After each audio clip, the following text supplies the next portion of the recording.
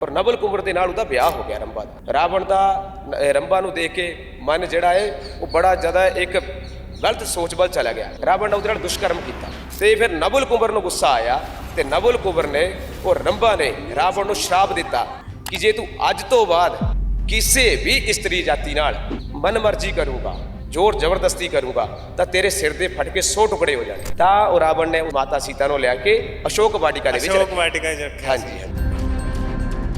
ਉਹਨੇ ਆਪਣੀ ਭੈਣ ਸ਼ਰੂਪਨਖਾ ਦੇ ਪਤੀ ਵਿਦੁਤ ਜੀਵਾ ਜਿਹਨੂੰ ਉਹਨੇ ਆਪਣੀ ਪਰਸਨਲ ਦੁਸ਼ਮਣੀ ਕਾਰਨ ਮੌਤ ਦੇ ਘਾਟ ਉਤਾਰਤਾ। ਵਿਭੀਸ਼ਣ ਵਰਗਾ ਇੰਟੈਲੀਜੈਂਟ ਪਰਸਨ ਜਿਹੜਾ ਉਹਦੀ ਸਭਾ ਦੇ ਵਿੱਚ ਸਭ ਤੋਂ ਜ਼ਿਆਦਾ ਇੰਟੈਲੀਜੈਂਟ ਬੰਦਾ ਉਹਨੂੰ ਉਹਨੇ ਬਾਹਰ ਕੱਢਤਾ। ਆਪਣੇ ਮਾਮਾ ਮਾਰੀਚ ਨੂੰ ਇੱਕ ਸੋਨੇ ਦਾ ਅਮਰੀਕ ਬਣਾ ਕੇ ਮਾਤਾ ਸੀਤਾ ਦਾ ਹਰਨ ਕਰਨੇ ਵਾਸਤੇ ਉਹਨੂੰ ਉਹਦੇ ਵਿੱਚ ਯੂਜ਼ ਕੀਤਾ ਤੇ ਉਹ ਕਿੱਥੋਂ ਇੱਕ ਆਦਰਸ਼ ਬਣ ਸਕਦਾ। ਰਾਮ ਜੀ ਤੋਂ ਆਣੇ ਤੋਂ ਪਹਿਲਾਂ ਹੀ ਰਾਮਾਇਣ ਦੀ ਰਚਨਾ ਜਿਹੜੀ ਹੈ ਵਾਲਮੀਕੀ ਜੀ ਨੇ ਕਰ ਦਿੱਤੀ ਸੀ। ਐਸਾ ਉਹਦੇ ਵਿੱਚ ਜਿਹੜੀ ਰਾਮਾਇਣ ਦੀ ਪੂਰਵ ਪੀਠਿਕਾ ਹੈ ਉਹਦੇ ਵਿੱਚ ਨਾਰਦ ਔਰ ਵਾਲਮੀਕੀ ਜੀ ਦਾ ਜਿਹੜਾ ਸੰਵਾਦ ਹੈ ਉਹਦੇ ਵਿੱਚ ਇਹ ਗੱਲ ਦਾ ਪਤਾ ਮਿਲਦਾ ਹੈ। ਕਾਲੀ ਨੂੰ ਵੀ ਬ੍ਰਹਮਾ ਜੀ ਦਾ ਵਰਦਾਨ ਸੀ ਕਿ ਜਿਹਦੇ ਮੋਰੇ ਤੂੰ ਆਉਂਗਾ ਤੂੰ ਦਾ ਅੱਧਾ ਬਲ ਖਿੱਚ ਲੂੰਗਾ ਤੇ ਉਸੇ ਬ੍ਰਹਮਾ ਜੀ ਦੇ ਵਰਦਾਨ ਦੀ ਮਰਿਆਦਾ ਰੱਖਣੇ ਵਾਸਤੇ ਭਗਵਾਨ ਰਾਮ ਨੇ ਬਾਲੀ ਨੂੰ ਲੁੱਕੇ ਮਾਰਿਆ। ਇਹ ਤੋਂ ਸਾਹਮਣੇ ਆ ਕੇ ਵੀ ਮਾਰ ਸਕਦੇ ਕੋਈ ਵੱਡੀ ਗੱਲ ਨਹੀਂ। ਹਨੂਮਾਨ ਜੀ ਅਮਰਤਾ ਨਹੀਂ ਕਹਿ ਸਕਦੇ, ਚਿਰੰਜੀਵੀਆਂ ਦੇ ਵਿੱਚ ਹਨੂਮਾਨ ਜੀ ਆਉਂਦੇ ਆ। ਚਿਰੰਜੀਵੀ ਜਿਹੜਾ ਵਿਅਕਤੀ ਹੁੰਦਾ ਉਹ ਜਨਮ ਮਰਨ ਤੇ ਪਰੇ ਹੈ। ਉਹ ਇਸ ਸ੍ਰਿਸ਼ਟੀ ਪਰ ਇੱਕ ਵਾਰ ਆ ਗਿਆ, ਉਹ ਚਿਰੰਜੀਵੀ ਹੈ। ਫਿਰ ਜਿੱਥੇ ਤੁਸੀਂ ਉਹਨੂੰ ਦੇਖੋਗੇ ਉਹ ਤੁਹਾਨੂੰ ਮਿਲ ਜਾਣਾ ਉਸੇ ਰੂਪ ਦੇ ਵਿੱਚ। ਤੁਸੀਂ ਜਿਸ ਸ਼ਕਤੀ ਨਾਲ ਉਹਨੂੰ ਧਿਆਓਗੇ ਉਹਨੂੰ ਬੁਲਾਓਗੇ ਉਹਨੇ ਉਸ ਸ਼ਕਤੀ ਨਾਲ ਤੁਹਾਨੂੰ ਸਾਹਮਣੇ। ਹਨੂਮਾਨ ਜੀ ਅੱਜ ਵੀ ਸਾਡੇ ਵਿੱਚ ਇਸ ਦੁਨੀਆ ਦੇ ਵਿੱਚ ਹੈਗੇ ਨੇ। ਹਾਂ ਹਨੂਮਾਨ ਜੀ ਹੈਗੇ ਆ ਜੀ।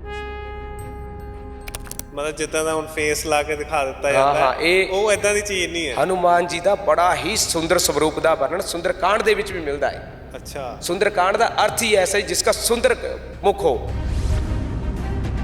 ਹਾਂ ਸੱਚ ਵਿੱਚ ਉਹ ਬਹੁਤ ਵੱਡਾ ਬਲਸ਼ਾਲੀ ਸੀ ਪਰ ਉਹ ਵੀ ਇਹੀ ਸੀ ਕਿ ਉਹ ਅਗਿਆਨੀ ਸੀ। ਉਹਨੂੰ ਪਤਾ ਸੀ ਕਿ ਰਾਮ ਭਗਵਾਨ ਹੈ, ਰਾਮ ਦੇ ਨਾਲ ਗਲਤ ਹੋ ਰਿਹਾ, ਆਪਣੇ ਪਿਤਾ ਨੂੰ ਰੋਕ ਸਕਦਾ ਸੀ। ਉਹਨੇ ਕਿਉਂ ਨਹੀਂ ਰੋਕਿਆ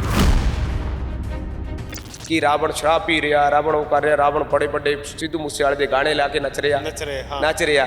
ਇਹ ਬਹੁਤ ਸਾਡੀ ਸੰਸਕ੍ਰਿਤੀ ਦਾ ਨਾਸ਼ ਕਰਨ ਵਾਲੀ ਗੱਲ ਹੈ। ਇੱਕ ਮਨੋਰੰਜਨ ਦਾ ਸਾਧਨ ਬਣਾ ਕੇ ਰਾਮਾਇਣ ਨੂੰ ਰੱਖਤਾ।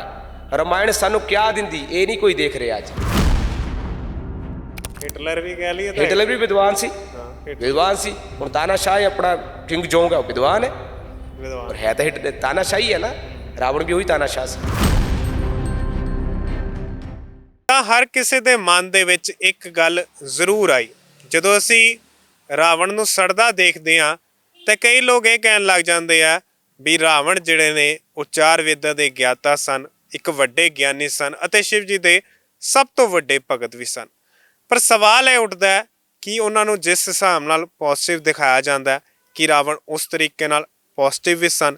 ਤਾਂ ਮੇਰੇ ਨਾਲ ਇਸ ਸਮੇਂ ਮੌਜੂਦ ਨੇ ਹੈਪੀ ਸ਼ਰਮਾ। ਤਾਂ ਹੈਪੀ ਸ਼ਰਮਾ ਜੀ ਤੁਹਾਡਾ ਬਹੁਤ ਬਹੁਤ ਪਹਿਲਾਂ ਤਾਂ ਸਵਾਗਤ ਕਰਦੇ ਹਾਂ। ਬਹੁਤ ਬਹੁਤ ਧੰਨਵਾਦ ਕੁਬਰਜੋਤ ਜੀ। ਮਿੱਟੀ ਚੈਨਲ ਦੇਖ ਰਹੇ ਸਾਰੇ ਦਰਸ਼ਕਾਂ ਦਾ ਬਹੁਤ ਬਹੁਤ ਸਵਾਗਤ ਹੈ ਜੀ। ਤਾਂ ਮੈਂ ਜਿਵੇਂ ਸ਼ੁਰੂਆਤ 'ਚ ਇੱਕ ਗੱਲ ਕਹੀ ਵੀ ਅਸੀਂ ਵਿਦਵਾਨ ਰਾਵਣ ਨੂੰ ਮੰਨਦੇ ਹਾਂ। ਅਸੀਂ ਕਹਿੰਦੇ ਹਾਂ ਵੀ ਰਾਵਣ ਵਰਗਾ ਗਿਆਤਾ ਹਜੇ ਤੱਕ ਕੋਈ ਨਹੀਂ ਹੋਇਆ ਕਿਉਂਕਿ 4 ਵੇਦਾਂ ਦੇ ਗਿਆਤੇ ਸਨ ਉਹ। ਅਤੇ ਦੂਜੇ ਪਾਸੇ ਇਹ ਵੀ ਗੱਲ ਕਰਦੇ ਹਾਂ ਵੀ ਸ਼ਿਵ ਜੀ ਦੇ ਸਭ ਤੋਂ ਵੱਡੇ ਭਗਤ ਵੀ ਸਨ। ਪਰ ਕੀ ਉਹਨਾਂ ਨੂੰ ਇਸ ਤਰੀਕੇ ਨਾਲ ਪੋਜ਼ਿਟਿਵ ਦਿਖਾਣਾ, ਕੀ ਉਹਨਾਂ ਨੂੰ ਹੀਰੋ ਦਿਖਾਣਾ ਠੀਕ ਹੈ?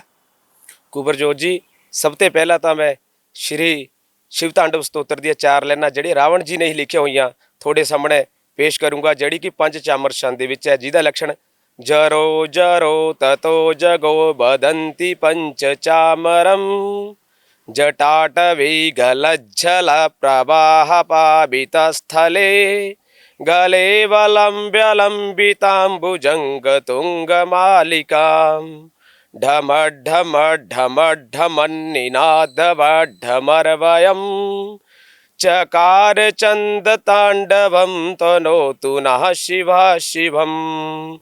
हर हर महादेव। ये जड़ा मैं कुबरजोत जी ये स्त्रोत्र बोलिया ये शिव तांडव स्त्रोत्र ये श्री रावण ने भगवान शंकर की प्रसन्नता वास्ते भगवान शंकर ਨੂੰ ਪ੍ਰਸੰਨ ਕਰਨੇ ਵਾਸਤੇ ਇਸ ਸ਼ਿਵ ਤਾਂਡਵ ਸਤੋਤਰ ਗਾਇਆ ਤੇ ਉਹਦਾ ਗਾਇਨ ਕੀਤਾ ਤੇ ਇਹਦਾ ਛੰਦ ਜਿਹੜਾ ਹੈ ਪੰਜ ਚਾਮਰ ਹੈ। ਕਿਉਂਕਿ ਰਾਵਣ ਨੂੰ ਭਗਵਾਨ ਸ਼ੰਕਰ ਦਾ ਅਨੰਨਿਆ ਭਗਤ ਮੰਨਿਆ ਜਾਂਦਾ। ਇਹੋ ਜਿਹਾ ਮੰਨਿਆ ਜਾਂਦਾ ਕਿ ਉਹਨੇ 10,000 ਵਰਸ਼ ਤੱਕ ਲਗਾਤਾਰ ਭਗਵਾਨ ਸ਼ੰਕਰ ਦੀ ਘੋਰ ਤਪੱਸਿਆ ਕੀਤੀ ਤੇ ਹਰ ਇੱਕ ਸਾਲ ਦੇ ਬਾਅਦ 1000 ਸਾਲ ਦੇ ਬਾਅਦ ਉਹ ਆਪਣਾ ਇੱਕ ਸ਼ੀਸ਼ ਵੱਢ ਕੇ ਭਗਵਾਨ ਸ਼ੰਕਰ ਦੇ ਚਰਨਾਂ ਦੇ ਵਿੱਚ ਅਰਪਿਤ ਕਰ ਦਿੰਦੇ थे। उस अग्नि ਨੂੰ ਭੇਂਟ ਦੇ ਦਿੰਦੇ थे। ਐਦਾਂ ਹੀ ਕਰਦੇ 9000 ਵਰਸ਼ ਉਹਨੇ ਬਿਤਾਤੇ ਤੇ ਆਪਣਾ ਇੱਕ ਇੱਕ ਸ਼ੀਸ਼ ਕੱਟ ਕੇ ਅਗਨੀ ਨੂੰ ਭੇਂਟ ਕਰਤਾ। ਜਦੋਂ ਆਪਣਾ 10ਵਾਂ ਸ਼ੀਸ਼ 10000 ਵਰਸ਼ ਪੂਰੇ ਹੋਣ ਤੇ ਦੇਣ ਲੱਗੇ ਤਾਂ ਬ੍ਰਹਮਾ ਜੀ ਨੇ ਆ ਕੇ ਰਾਵਣ ਨੂੰ ਦਰਸ਼ਨ ਦਿੱਤੇ ਤੇ ਦਰਸ਼ਨ ਦਿੱਤੇ ਤੇ ਉਹਨਾਂ ਦੀ ਇੱਛਾ ਪੁੱਛੀ ਕਿ ਹਾਂ ਵੀ ਤੇਰੀ ਇੱਛਾ ਦੱਸ। ਉਹ ਕਹਿੰਦਾ ਵੀ ਮੈਂ ਭਗਵਾਨ ਸ਼ੰਕਰ ਪਾਣੇ, ਮੈਂ ਭਗਵਾਨ ਸ਼ੰਕਰ ਨੂੰ ਜਾਣਨਾ। ਤੇ ਉਹਨੇ ਉਹਨਾਂ ਨੂੰ ਕਿਹਾ ਤੂੰ ਭਗਵਾਨ ਸ਼ੰਕਰ ਦਾ ਤਪ ਕਰ। ਫਿਰ ਤੇ ਉਹ ਰਾਵਣ ਭਗਵਾਨ ਸ਼ੰਕਰ ਦਾ ਤਪ ਕਰਨ ਲੱਗਿਆ। ਉਹ ਐਡਾ ਵੱਡਾ ਮਹਾਨ ਤਪਸਵੀ ਰਾਵਣ ਕਿਉਂ ਅੱਜ ਦੇ ਜ਼ਮਾਨੇ ਦੇ ਵਿੱਚ ਕਦਾਚਾਰੀ ਡੈਲੀਕੈਂਟ ਬਣ ਗਿਆ, ਮੈਂ ਇਸ ਵਿਸ਼ੇ ਤੇ ਤੁਹਾਨੂੰ ਅੱਜ ਚਾਨਣਾ ਪਾਣਾ ਚਾਹੁੰਦਾ। ਤੇ ਭਗਵਾਨ ਰਾਮ ਜੀ ਨੂੰ ਕਿਉਂ ਭਗਵਾਨ ਮੰਨਿਆ ਜਾਂਦਾ, ਕਿਉਂ ਉਹਨਾਂ ਨੂੰ ਇੱਕ ਮਰਿਆਦਾ ਪੁਰਸ਼ੋਤਮ ਮੰਨਿਆ ਜਾਂਦਾ, ਮੈਂ ਇਹ ਵਿਸ਼ੇ ਤੇ ਵੀ ਤੁਹਾਨੂੰ ਦੱਸਣਾ ਚਾਹੁੰਦਾ। ਤੇ ਤੁਸੀਂ ਦੱਸਣਾ ਚਾਹੁੰਦੇ ਹੋ, ਪਰ ਮੈਂ ਇਹ ਗੱਲ ਕਹੀ ਆ ਵੀ ਹੀਰੋ ਮੰਨਿਆ ਜਾਂਦਾ। ਕੀ ਰਾਵਣ ਨੂੰ ਅਸੀਂ ਹੀਰੋ ਕਹਿ ਸਕਦੇ ਹਾਂ? ਕਿਉਂਕਿ ਇਹ ਗੱਲ ਕਹਿ ਰਹੇ ਆ ਵੀ ਜਦੋਂ ਹੁਣ ਪਿੱਛੇ ਤੁਸੀਂ ਵੀ ਬੜੀਆਂ ਰੀਲਸ ਦੇਖੀਆਂ ਹੋਣਗੀਆਂ, ਇੰਸਟਾਗ੍ਰਾਮ ਤੇ ਬੜੀਆਂ ਰੀਲਸ ਫੇਮਸ ਹੋਈਆਂ, ਬੜੇ ਕਹਿੰਦੇ ਵੀ ਰਾਵਣ ਵਰਗਾ ਤਾਂ ਹਰ ਕਿਸੇ ਨੂੰ ਹੋਣਾ ਚਾਹੀਦਾ, ਰਾਵਣ ਵਰਗਾ ਭਰਾ ਵੀ ਜਿਹੜਾ ਉਹ ਹਰ ਕਿਸੇ ਦਾ ਹੋਣਾ ਚਾਹੀਦਾ। ਨਹੀਂ ਨਹੀਂ ਜੀ, ਇਹ ਗੱਲ ਬਿਲਕੁਲ ਗਲਤ ਹੈ। ਤੁਹਾਡੀ ਇੰਟੈਲੀਜੈਂਸੀ ਤੁਹਾਨੂੰ ਇਹ ਪ੍ਰੂਫ ਨਹੀਂ ਕਰਦੀ ਜਾਂ ਤੁਹਾਨੂੰ ਇਹ ਅਧਿਕਾਰ ਨਹੀਂ ਦਿੰਦੀ ਤੁਸੀਂ ਕਦਾਚਾਰੀ ਹੋ ਜਾਓ, ਤੁਸੀਂ ਡੈਲੀਕੈਂਟ ਹੋ ਜਾਓ, ਤੁਸੀਂ ਅਪਰਾਧੀ ਹੋ ਜਾਓ। ਜੇ ਤੁਸੀਂ ਇੰਟੈਲੀਜੈਂਟ ਹੈ ਤਾਂ ਤੁਹਾਨੂੰ ਲਾਇਸੈਂਸ ਮਿਲ ਗਿਆ, ਤੁਸੀਂ ਕੁਝ ਵੀ ਕਰੋ ਸਮਾਜ ਦੇ ਵਿੱਚ। ਇੱਕ ਆਦਰਸ਼ ਸਮਾਜ ਨੂੰ ਤੁਸੀਂ ਕਿਵੇਂ ਦੇਖਦੇ ਹੋ? ਆਦਰਸ਼ ਸਮਾਜ ਦੇ ਵਿੱਚ ਅਸੀਂ ਦੇਖਦੇ ਆ ਕਿ ਸਾਰਿਆਂ ਨਾਲ ਮਿਲ ਕੇ ਆਪਾਂ ਰਹਿਣਾ, ਸਾਰਾ ਸਮਾਜ ਸਾਡਾ ਇੱਕ ਹੋਵੇ, ਉਹਦੇ ਵਿੱਚ ਵੱਡਿਆਂ ਦਾ ਆਦਰ ਹੋਵੇ, ਛੋਟਿਆਂ ਦਾ ਆਦਰ ਹੋਵੇ, ਹਰ ਇੱਕ ਇਸਤਰੀ ਦਾ ਆਦਰ ਹੋਵੇ। ਪਰ ਰਾਵਣ ਦੇ ਵਿੱਚ ਇਹੋ ਜਿਹੇ ਕੋਈ ਗੁਣ ਨਹੀਂ ਸੀ ਜਿਹਦੇ ਨਾਲ ਅਸੀਂ ਰਾਵਣ ਨੂੰ ਇੱਕ ਆਦਰਸ਼ ਮੰਨ ਲਈਏ। ਤੁਸੀਂ ਕਿਹਾ ਆਦਰਸ਼ ਨਹੀਂ ਮੰਨ ਸਕਦੇ, ਫਿਰ ਕੀ ਮੰਨ ਕੀ ਸਕਦੇ ਆ? ਰਾਵਣ ਨੂੰ ਤੁਸੀਂ ਕਿਹਾ ਵੀ ਉਹਦੇ 'ਚ ਇਹੋ ਜਿਹੇ ਗੁਣ ਨਹੀਂ ਸਨ, ਤੇ ਉਹ ਗੁਣ ਕੀ ਸੀ? ਉਹਦੇ ਵਿੱਚ ਅਵਗੁਣ ਇਹ ਸੀ ਕਿ ਉਹ ਇੱਕ ਤਾਂ ਯੂਨਿਟੀ ਦੇ ਵਿੱਚ ਕਿਆ ਸੀ, ਉਹ ਨਹੀਂ ਰਹਿ ਸਕਿਆ, ਆਪਣੇ ਪਰਿਵਾਰ ਨੂੰ ਹੀ ਉਹ ਨਹੀਂ ਚੱਲ ਸਕਿਆ, ਆਪਣੇ ਪਰਿਵਾਰ ਦਾ ਹੀ ਉਹ ਨਹੀਂ ਬਣ ਸਕਿਆ। ਉਹਨੇ ਆਪਣੀ ਭੈਣ ਸ਼ਰੂਪਨਖਾ ਦੇ ਪਤੀ ਵਿਦੁਤ ਜੀਵਾ, ਸ਼ਰੂਪਨਖਾ ਦਾ ਪਤੀ ਵਿਦੁਤ ਜੀਵਾ, ਜਿਹਨੂੰ ਉਹਨੇ ਆਪਣੀ ਪਰਸਨਲ ਦੁਸ਼ਮਣੀ ਕਾਰਨ ਮੌਤ ਦੇ ਘਾਟ ਉਤਾਰਤਾ। ਆਪਣਾ ਭਰਾ ਵਿਭੀਸ਼ਣ ਵਰਗਾ ਇੰਟੈਲੀਜੈਂਟ ਪਰਸਨ, ਜਿਹੜਾ ਉਹਦੀ ਸਭਾ ਦੇ ਵਿੱਚ ਸਭ ਤੋਂ ਜ਼ਿਆਦਾ ਇੰਟੈਲੀਜੈਂਟ ਬੰਦਾ, ਉਹਨੇ ਬਾਹਰ ਕੱਢਤਾ। ਰਾਵਣ ਨੇ ਉਸ ਬੰਦੇ ਨੂੰ ਬਾਹਰ ਕੱਢਤਾ। ਆਪਣੇ ਮਾਮਾ ਮਾਰੀਚ ਨੂੰ ਇੱਕ ਸੋਨੇ ਦਾ ਮ੍ਰਿਗ ਬਣਾ ਕੇ ਮਾਤਾ ਸੀਤਾ ਦਾ ਹਰਨ ਕਰਨ ਵਾਸਤੇ ਉਹਨੂੰ ਉਹਦੇ ਵਿੱਚ ਯੂਜ਼ ਕੀਤਾ। ਤੇ ਉਹ ਕਿੱਥੋਂ ਇੱਕ ਆਦਰਸ਼ ਬਣ ਸਕਦਾ? ਤੁਸੀਂ ਮੈਨੂੰ ਦੱਸੋ।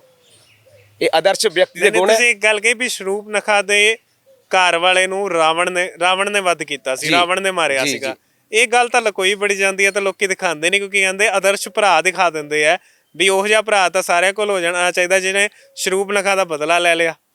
ਇਹੀ ਤਾਂ ਸਾਡੇ ਨਾਲ ਅੱਜ ਦੇ ਸਮਾਜ ਦੀ ਨਿਖੇਧੀ ਹੈ ਕਿ ਅਸੀਂ ਅੱਜ ਲੋਕ ਇਹੋ ਜਿਹੇ ਰਸਤੇ ਤੇ ਤੁਰ ਪਏ ਕਿ ਅਸੀਂ ਇੱਕ ਅਪਰਾਧੀ ਨੂੰ, ਇੱਕ ਡੈਲੀਕੈਂਟ ਬੰਦੇ ਨੂੰ ਅਸੀਂ ਪ੍ਰਮੋਟ ਕਰ ਰਹੇ, ਅਸੀਂ ਉਹਨੂੰ ਅੱਗੇ ਲੈ ਕੇ ਆ ਰਹੇ। ਤੇ ਜਿਹੜੇ ਬੰਦੇ ਨੇ ਪੂਰੀ ਜ਼ਿੰਦਗੀ ਸੰਘਰਸ਼ ਕੀਤਾ, ਉਹ ਮਰਿਆਦਾ ਦੇ ਰਸਤੇ ਚੱਲਿਆ। ਭਗਵਾਨ ਸ਼੍ਰੀ ਰਾਮ ਮਰਿਆਦਾ ਦੇ ਰਸਤੇ ਚੱਲੇ, ਆਪਣੇ ਪਰਿਵਾਰ ਦੇ ਖਾਤਰ, ਆਪਣੇ ਪਿਤਾ ਦੇ ਇੱਕ ਬਚਨ ਨੂੰ ਰੱਖਣੇ ਦੇ ਖਾਤਰ ਉਹਨਾਂ ਨੇ ਆਪਣੇ ਰਾਜਪਦ ਦਾ ਹੱਸਦੇ ਤਿਆਗ ਕਰਦਾ। ਜਦ ਕਿ ਇੱਕ MC ਦੀ ਕੁਰਸੀ ਛੱਡਣੀ ਹੋ ਨਾ ਪਿੰਡ ਦੀ, ਇੱਕ ਪਿੰਡ ਦਾ ਛੋਟਾ ਜਿਹਾ ਕਿਸੇ ਮੰਦਿਰ ਦੀ ਪ੍ਰਧਾਨੀ ਛੱਡਣੀ ਹੋ, ਤਾਂ ਵੀ ਬੜਾ ਦੁੱਖ ਸੇਕ ਜਿਹਾ ਲੱਗਦਾ ਵੀ ਇਹ ਮੰਦਿਰ ਦੀ ਪ੍ਰਧਾਨੀ ਮੈਂ ਕਿਵੇਂ ਛੱਡ ਦੇਵਾਂ। ਉਹਨੇ ਇੱਕ ਐਡਾ ਬੜਾ ਸਮਰਾਜ, ਪੂਰਾ ਅਯੋਧਿਆ ਸਮਰਾਜ, ਉਹਨੇ ਪੂਰਾ ਭਾਰਤ ਵਰਸ਼ ਦੇ ਵਿੱਚ ਰਾਜ ਕਰਦੇ ਤੇ ਉਹ ਉਹਨੇ ਇੱਕਦਮ ਤਿਆਗਤਾ ਆਪਣੇ ਪਿਤਾ ਦੇ ਇੱਕ ਬਚਨ ਨੂੰ ਪੁਗਾਉਣ ਪਿੱਛੇ।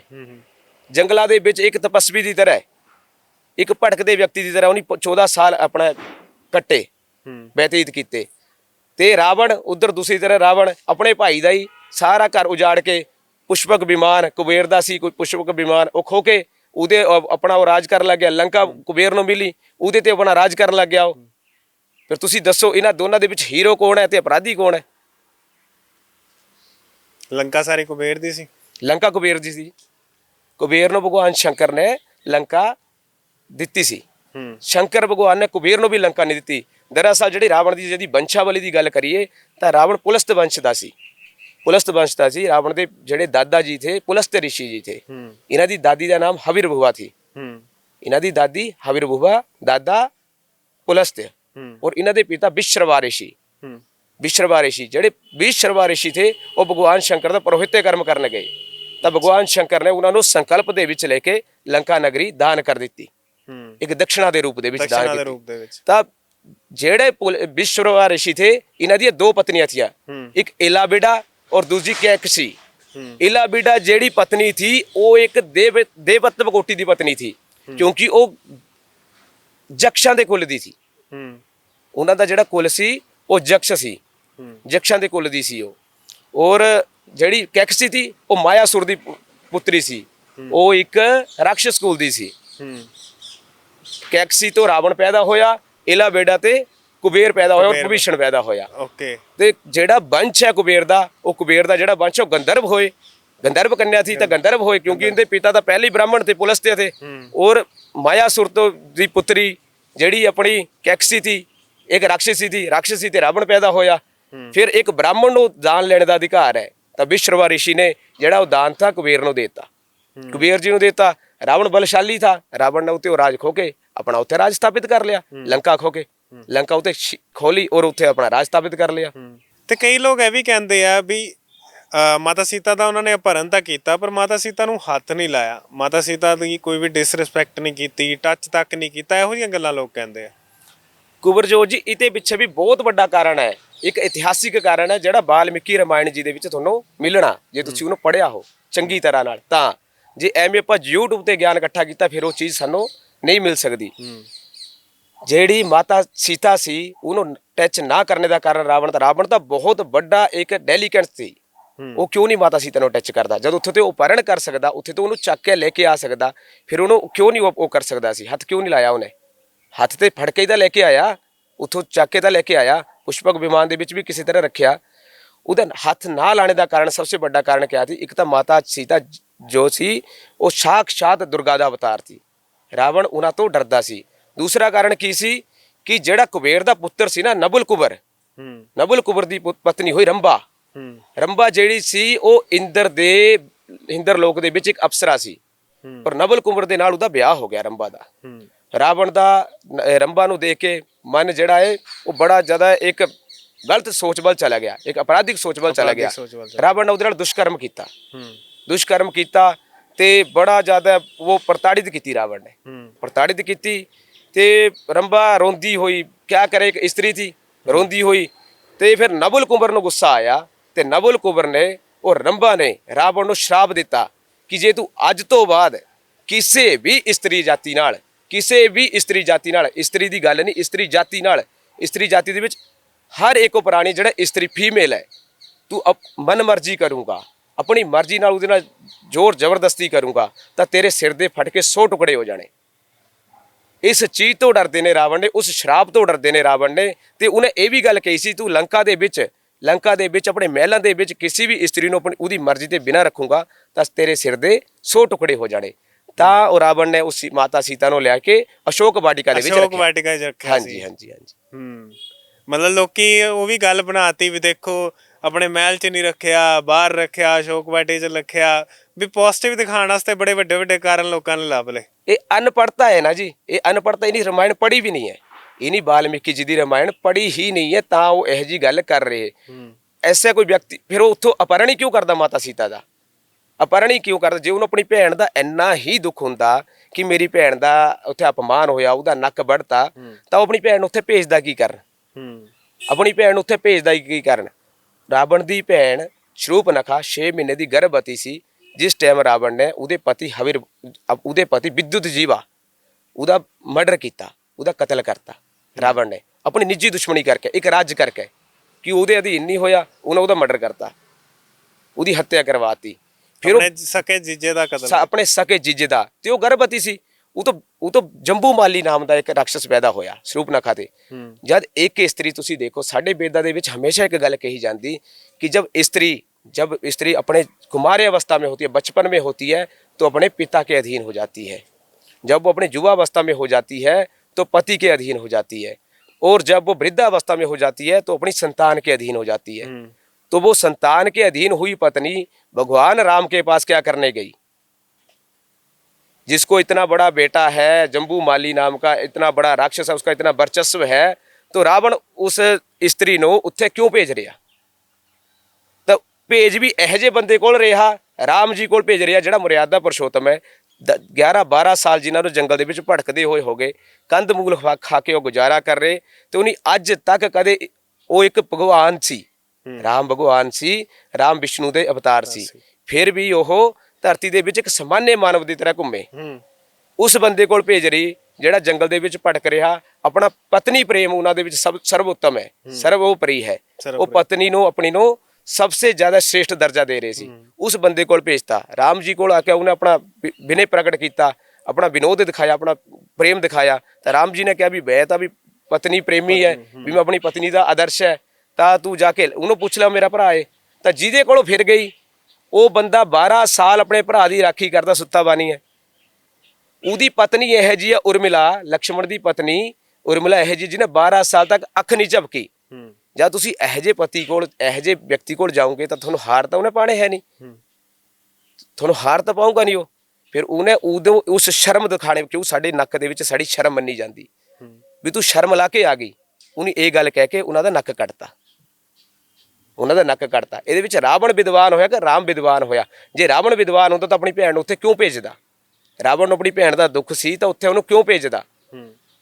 ਪਰ ਕਈ ਲੋਕ ਇਹ ਵੀ ਗੱਲ ਕਹਿੰਦੇ ਆ ਨਾ ਵੀ ਸਤਰੀ ਤੇ ਹੱਥ ਚੱਕਿਆ ਸਤਰੀ ਦੀ ਨੱਕ ਵੜਤੀ ਇਹ ਕਿੱਥੇ ਸਹੀ ਹੈ ਇਹ ਕਿੰਨਾ ਕੁ ਸਹੀ ਕਹਿੰਦੇ ਆ ਲੋਕੀ ਇੱਕ ਆਦਰਸ਼ ਪਤੀ ਦੇ ਕੋਲ ਆਣਾ ਉਹਨੂੰ ਤੁਸੀਂ ਪ੍ਰੇਮ ਦੇ ਜਾਲ ਦੇ ਵਿੱਚੋਂ ਕਰਨਾ ਇਹ ਕਿੰਨਾ ਕੁ ਸਹੀ ਹੈ ਇੱਕ ਇਸਤਰੀ ਜਾਤੀ ਵਾਸਤੇ ਇੱਕ ਇਸਤਰੀ ਤੁਸੀਂ ਮੰਨਦੇ ਇਸਤਰੀ ਕਹਿ ਰਹੇ ਵੈਸੇ ਤਾਂ ਇਸਤਰੀ ਕੁਲ ਦੀ ਨਹੀਂ ਸੀ ਮੈਂ ਤੁਹਾਨੂੰ ਦੱਸਾਂ ਰਾਖਸ਼ਸੀ ਕੁਲ ਦੀ ਸੀ ਸਾਡੇ ਵੇਦਾਂ ਦੇ ਵਿੱਚ 6 ਪ੍ਰਕਾਰ ਦੀ ਜੋਨੀਆਂ ਦਾ ਵਰਣਨ ਮਿਲਦਾ ਇੰਦਰ ਪੈਤਰ ਗੰਧਰਵ ਯਕਸ਼ਸ ਔਰ ਰਾਖਸ਼ਸ ठीक है जी तो राक्षस कुल दी थी वो स्त्री कुल दी नहीं सी जे स्त्री जाति दी होंदी तो वो यह काम नहीं करती राक्षस दी कोई कुली नहीं है ना वो स्त्री है ना ही वो पुरुष है वो राक्षस है राक्षस जिदा कोई डेलीकेंट अपराधी है ना उसकी कोई जाति नहीं है कोई आतंकवादी की कोई जाति नहीं है ऐदा ही राक्षस दी भी कोई जाति नहीं है उसका काम ही राक्षस भी उन्हें क्या है आतंक फैलाना आतंक फैलाना नहीं ਅਸੀਂ ਗੱਲ ਆਤੰਕ ਫੈਲਾਣ ਦੀ ਕਰਦੇ ਆ ਤੁਸੀਂ ਜੇ ਉਹਨਾਂ ਦੀ ਆਪਾਂ ਸ਼ੁਰੂਆਤ ਵੀ ਕੀਤੀ ਹੈ ਤੁਸੀਂ ਸ਼ਿਵ ਤਾਂਡਵ ਤੋਂ ਸ਼ੁਰੂਆਤ ਕੀਤੀ ਹੈ ਦੂਜੇ ਪਾਸੇ ਜੇ ਗੱਲ ਕਰਦੇ ਆ ਤਾਂ ਭਗਤ ਦੀ ਸ਼ਿਵ ਜੀ ਦੇ ਸਭ ਤੋਂ ਵੱਡੇ ਅੱਜ ਤੱਕ ਦੇ ਭਗਤ ਆ ਤੁਸੀਂ ਕਹਿੰਦੇ ਹੋ 10000 ਸਾਲ ਤੱਕ ਉਹਨਾਂ ਨੇ ਤਪ ਕੀਤਾ